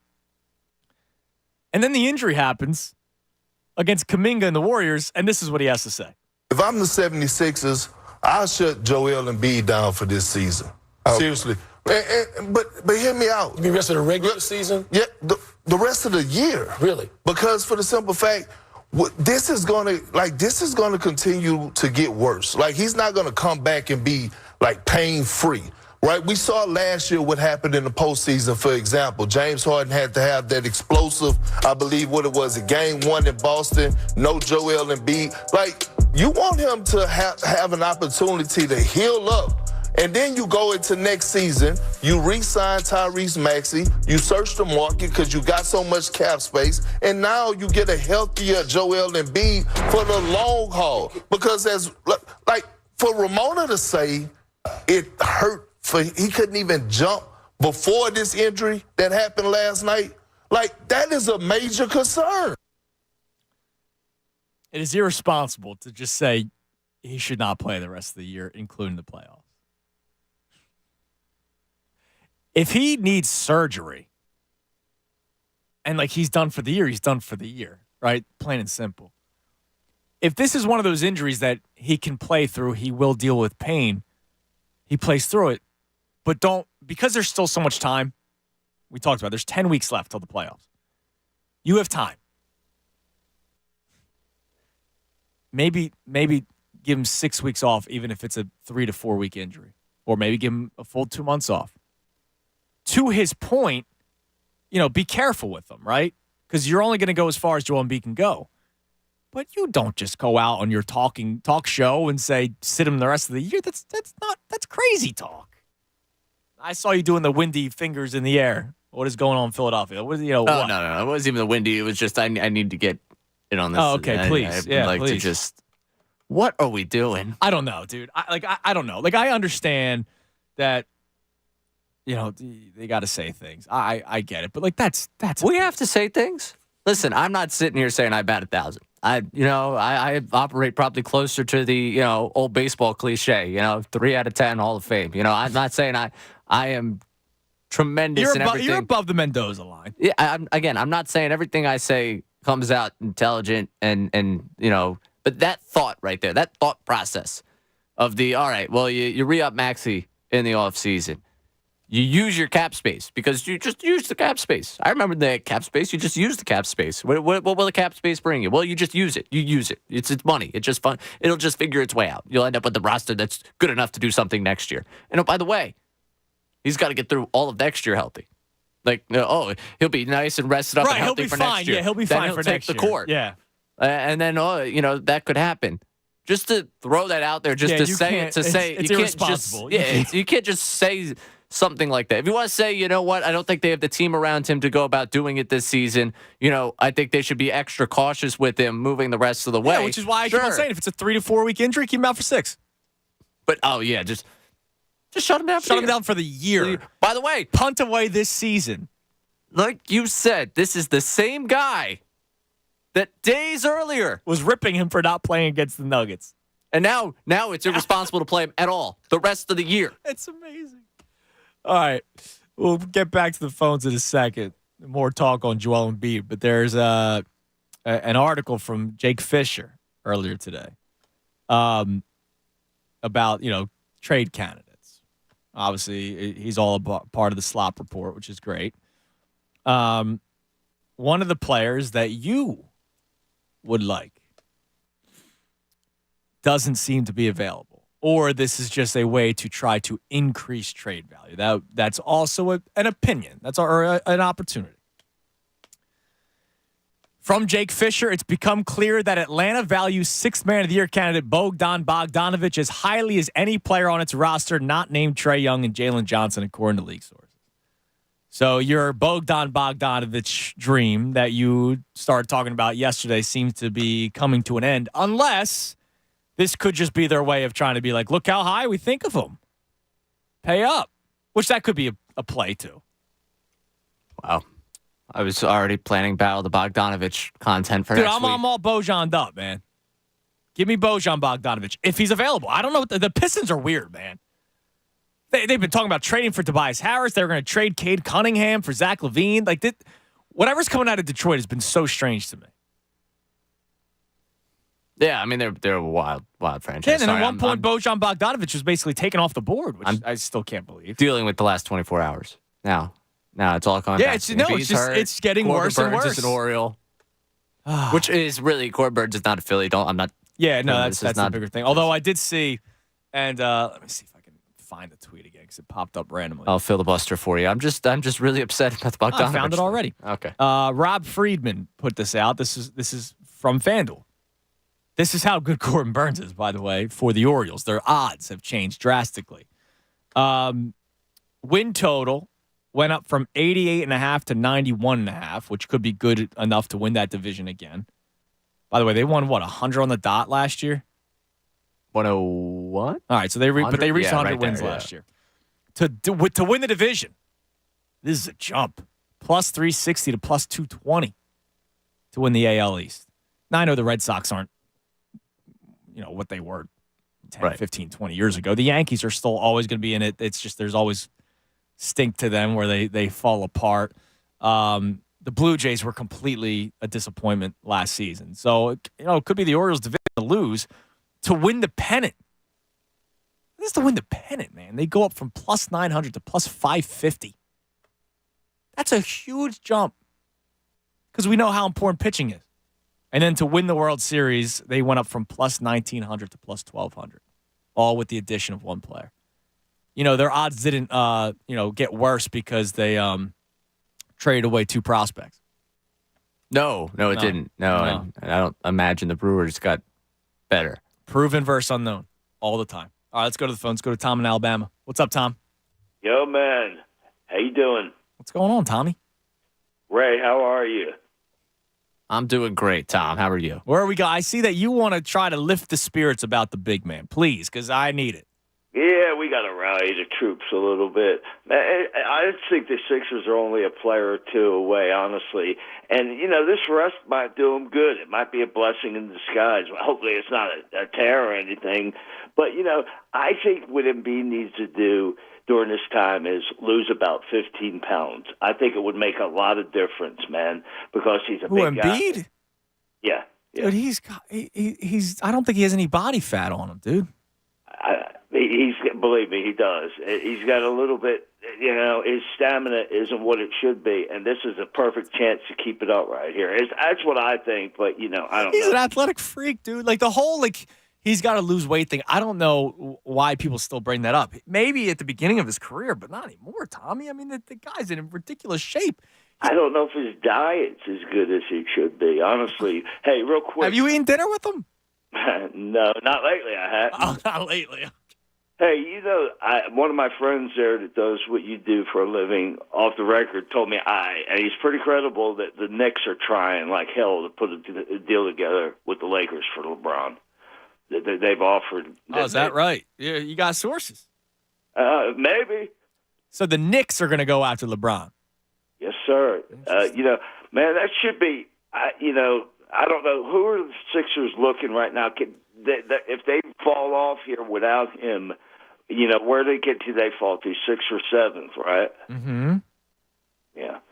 We just got to, just hold on. But like I said, that's the thing. And thanks for the call, Tom. I heard Bob bring this up during the John Kincaid show this morning, that they should still be able to win basketball games without Joel Embiid and hold steady where they're at right now. So, look, right now the Sixers are the 5th seed with a 4-game lead over the Pacers.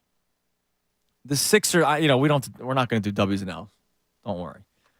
The Sixers schedule that you look ahead to, they should still be able to win games. I know the Nets have Bridges. I know the Mavericks have Luka, but it's not like the Mavericks are just 4 games over 500. Then it's the Warriors. I know the Warriors beat the Sixers the other night, but it's not the same Warriors team, and it's here in Philadelphia. Home against the Hawks, road against the Wizards. You should be able to beat that team. In Cleveland against a hot Cavaliers team. Home against the Heat. Home against the Knicks, which you'll probably lose. Home against the Cavs. And then you're hitting a gauntlet. So those. I know it's not the same Heat. Oh, we're talking gauntlets. No gauntlets. Gauntlets are gone. I can't do gauntlet conversation. Gauntlet ended the Eagles season. No gauntlet conversation ever again. So here's the tough stretch. Cavs, Heat, Knicks, Cavs, Bucks, Celtics. That's a tough stretch. They're probably going to go under 500 during that stretch if the big man's not back yet. And I don't want the big man to be back yet. I want them to take their time with this. Because after that, Hornets, Mavs, Nets, Grizzlies, Pelicans, back to back with the Knicks, Bucks, Hornets. There's winnable games in this schedule. And by the way, these games are happening after the trade deadline too, so we'll see what the Sixers end up doing. As Brian Windhorst said, and we talked about on the show yesterday, they're going to still make a move no matter what happens with Joel Embiid, no matter how long Joel Embiid is out, but they're going to make moves on behalf of Joel Embiid. Like, whatever moves they make, it's to benefit a team with Joel Embiid on it, even if Joel Embiid's not back till April, which I think is the best thing to do, because let's face it, as much as I love watching basketball in January and February and March, it's all about the playoffs. Right? No question. It's all about the playoffs. And that's why it should be all about the playoffs for the Sixers with whatever their plan is in terms of bringing Joel Embiid back. Now, what you think about Tom? Tom's got sources, man. A, he's had dinner with Joel Embiid before, accordingly to Tom. His diet's not good, according to Tom. And LeBron and the Knicks, according to his sources. Tom from Alabama, I was not familiar with your game. My apologies on that one. Dinner with Embiid, some sources. I did not know that's how we got down. That's on me. So my bad on not understanding that. I would say it's probably been a minute since you dined with Embiid. It's been some time. Yeah. I don't know how often Embiid's down in the Alabama area. No, I don't know. I mean, who knows? Maybe Tom's been up here and he just hasn't told us. Maybe he should stop on by.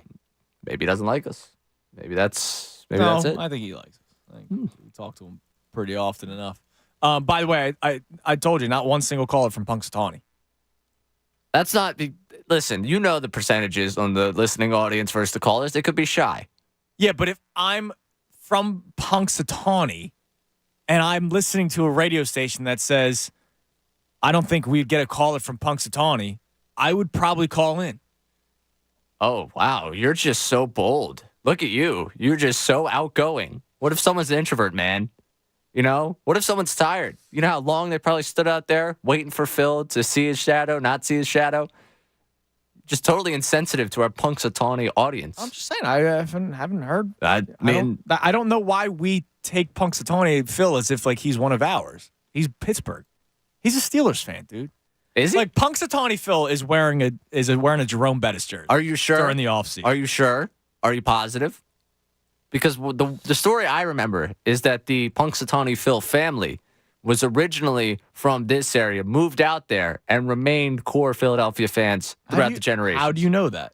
It's just, you said he's a Steelers fan. I just gave you a story that's about as believable as that. I think Punxsutawney Phil's a Steelers fan. That's why I don't think we should care what he has to say about the weather. You think he's a 76ers fan?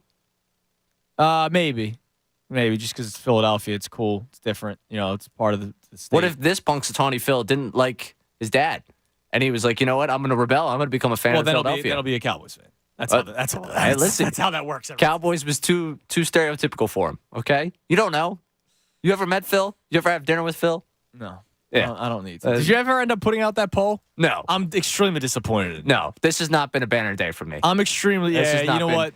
This has been a tough one. I'll be honest. We were going to put out a poll who you actually believe is the more famous groundhog in Pennsylvania. Maybe I'll put it out as we end the show, and then we'll react to the poll come Monday. Yeah, assuming we remember it come Monday. Because to me, it's Gus. It's probably Gus. I'm Team Gus over Team Punxsutawney Phil. But it's Gus inside the borders of Pennsylvania.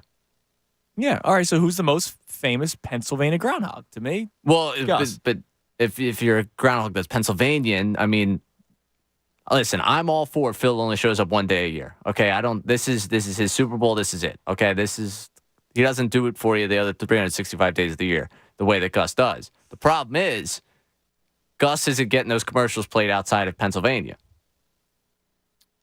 So that would be a point for Phil, because I'm sure Good Morning America was there today filming Phil.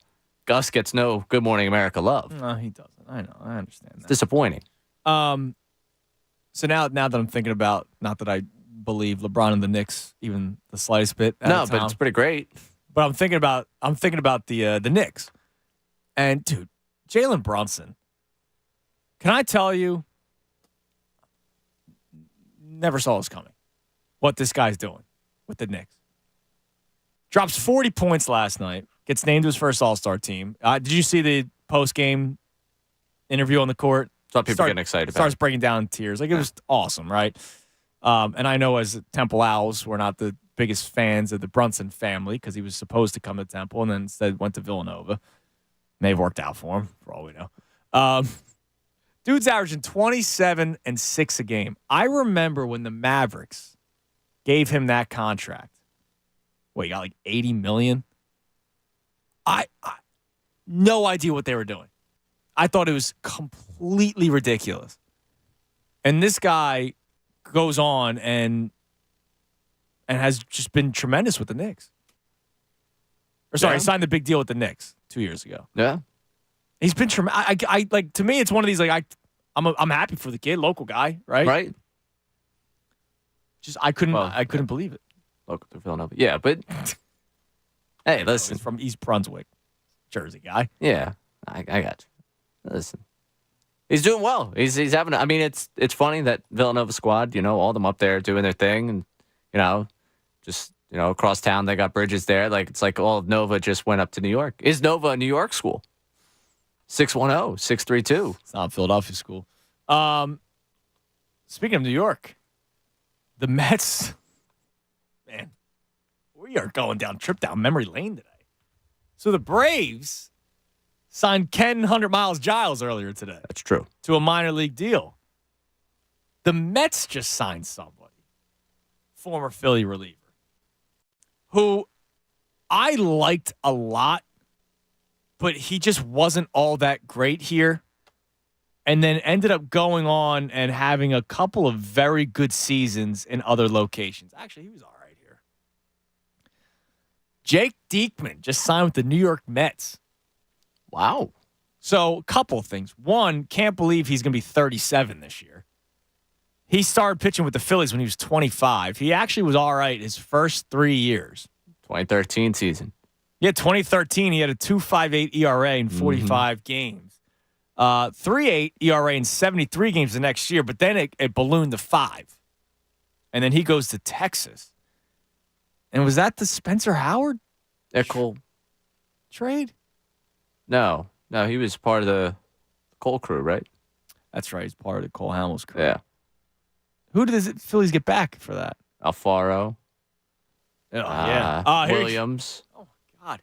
All right, so he goes to Texas with Cole Hamels, Jorge Alfaro, Alec Asher, Jared Eichhoff, Matt Harrison, Jake Thompson, and Nick Williams. Great group. That was supposed to be the big trade. This is why these trades are ridiculous. That's why you trade for Corbin Burns, everybody. That's why you don't care about prospects. Look at what the Phillies got in return for that. Nobody, quite literally nobody. Jorge Alfaro wasn't even on a team last year. I had a debate whether he or JT Realmuto back in the day. Right, Alfaro, wasn't he a free agent last year, or did he end up playing? He ended up playing somewhere, but... Oh, here you go. Yeah, he played 8 games with the Red Sox and 10 games with the Rockies. I remember he played 18 games last year. I guess it wasn't the Red Sox system because I was following along because I didn't know if he was going to be in Lehigh Valley at one point. He's now with the Cubs minor league system. Oh, man, I'm going to figure out if he's going to be around. This is why I'm disappointed. Like, I'm legitimately upset today. I'm not trying to do this to man, you got nothing else to talk about. The Phillies should have traded for Corbin Burns yesterday. It's not something I'm going to forgive anytime soon. And he's going to be nasty with Baltimore. I'm totally expecting it. Oh, yeah. Well, I mean, he's a nasty pitcher. Like that. He's very good. And they gave up nothing. I'm sorry, man. Listen, I was upset. You read the obscenities that I sent you. I was.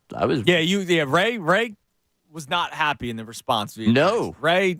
No, like I said, I had some other things going on last night. I didn't see the phone for a little bit, and opened up the phone, saw that text, saw the trade happen. Not happy, not thrilled. No, I almost feel bad because I'm usually a beacon of sunshine. I think, except when I literally have to react to the Eagles losing for a course of 2 months. But I'm usually a upbeat guy. I'm not upbeat today. Like, today sucked. Having to come in here, reacting to Joel Embiid, hearing people wanting to trade him, Now I got the guru talking about how he's not even a top 10 player in the NBA. Like, that's just ridiculous. I'm sorry. I love you, but that's just asinine that he's not even a top 10 player now. Ridiculous. So everybody wants to trade Embiid. However, as a Embiid defender, which I can't believe I have to say defender, like that's kind of strange that I have to defend the MVP and the league leader in scoring and a guy that dropped 70 just a week ago. I have to defend that guy. As an Embiid defender, I have no ammo right now, other than I think you're crazy to want to trade him. But like anybody that's bummed out and angry that this is happening again, I can't blame anybody for that. Yeah, it sucks. And then I got to watch the Baltimore Orioles, a team that won 100 games last year, fell short. And instead of going, we won 100 games last year with this group of guys, we're going to go out there and do it again. No, they make a trade for Corbin Burns. I watch the Atlanta Braves. Every day it seems like the Atlanta Braves have signed somebody. Every day. Or maybe not every day. Once a week, I see Atlanta Braves sign so-and-so. Sometimes just to a minor league deal. But at least they're trying something. Like, I swear the Phillies with the transaction sheet, has their name popped up at all? Other than avoiding arbitration in Aaron Nola? No, they did sign. Who was it they signed? The pitcher. Yeah, they signed a reliever. Yeah. Well, listen, you asked me the transaction sheet. I'm going to tell you the facts of the transaction sheet. Oh, God, it's pretty disappointing, man. Yeah, listen, I'm not sitting here thrilled. I watched Hector get that crazy contract from the Cubs. Watched Burns be traded for two 25-year-old prospects. I'm not happy either. So I'm looking through the transaction sheet for the Phillies. And it's the guys that have declared free agency. Michael Lorenzen, Craig Kimbrell, Francisco Morales, Rhys Hoskins, Aaron Nola. Obviously, they get Nola back. I remember everybody was so fired up for this guy. Just because he was different. Hans Kraus. Yeah. Declared free agency. So, Hans Kraus, I remember that was the Ian Kennedy, Spencer Howard. No, Spencer Howard went there, right? Mm-hmm. So they got Ian Kennedy, the closer, who was trash, and Hans Kraus in the deal. They had him pitch in the final week of the season. Just like, go ahead, make your debut. He was throwing 92 miles per hour. And I'm like, wait, we got excited for this guy. Why? Because he rocks a little bit before he pitches? Oh, man. I'm bummed out. But don't worry. Mundo Sosa's back. They avoided arbitration with Mundo. That's good. Yeah, it's a big offseason. All right, that'll do it for today. Everybody have a great weekend. Best show ever coming your way next. I'll be more upbeat on Monday, I promise, because, the news already happened with Embiid, so whatever. Monday we'll have some fun. Hopefully the Sixers can still beat the Nets and Ben Simmons plays poorly. We can make fun of Ben on Monday. We'll find out. Everybody have a great rest of your weekend. I'll talk to you on Monday right here on 97.5 The Fanatic. Fanatic Sports Update. Embiid out for the weekend. I'm Ray Dunn. This update is brought to you by Jackson Hewitt. It matters who does your taxes. Jackson Hewitt offers you your biggest refund guaranteed or your money back plus $100. Hurry into Jackson Hewitt today. Joel Embiid suffered a lateral meniscus injury in his left knee. ESPN's Adrian Wojnarowski reported that Embiid will be out for the weekend as the team assesses its options for treatment. The injury news dropped moments before Tyrese Maxey was named an All-Star for the first time in his young career. Maxey responded to the All-Star nod with a massive 51-point night as he led the 76ers to a 127-124 win over the Utah Jazz on the road. Tobias Harris had 28 points and 7 assists in the victory. 76ers are back in action Saturday night at 6 o'clock against the Brooklyn Nets. You can catch the live call right here on 97.5 The Fanatic. The big question, will Ben Simmons play? As for the Birds, they requested an interview with the Dolphins safety coach. NFL insider Cameron Wolf reported yesterday that the Eagles requested an interview with safety coach Joe Casper of the Miami Dolphins. Casper spent the 2023 season with Vic Fangio in Miami after spending the prior 2 seasons as a defensive quality coach with the Philadelphia Eagles. This will be the first time the Eagles had a designated safety coach since 2020. Keep it locked here for all the latest news and information. I'm Ray Dunn, the home for the Sixers and Flyers, 97.5 The Fanatic. The NBA trade deadline is fast approaching. What are the 76ers thinking? Executive GM Daryl Morey. I think we're one of the very few championship contenders. I think you stated it the way I do, though, which is you have to be realistic about where you are relative to other teams. I think if there's an opportunity to make the team better, that's something we'll do for sure. Keep it here for the latest developments. 97.5 The Fanatic at 97.5.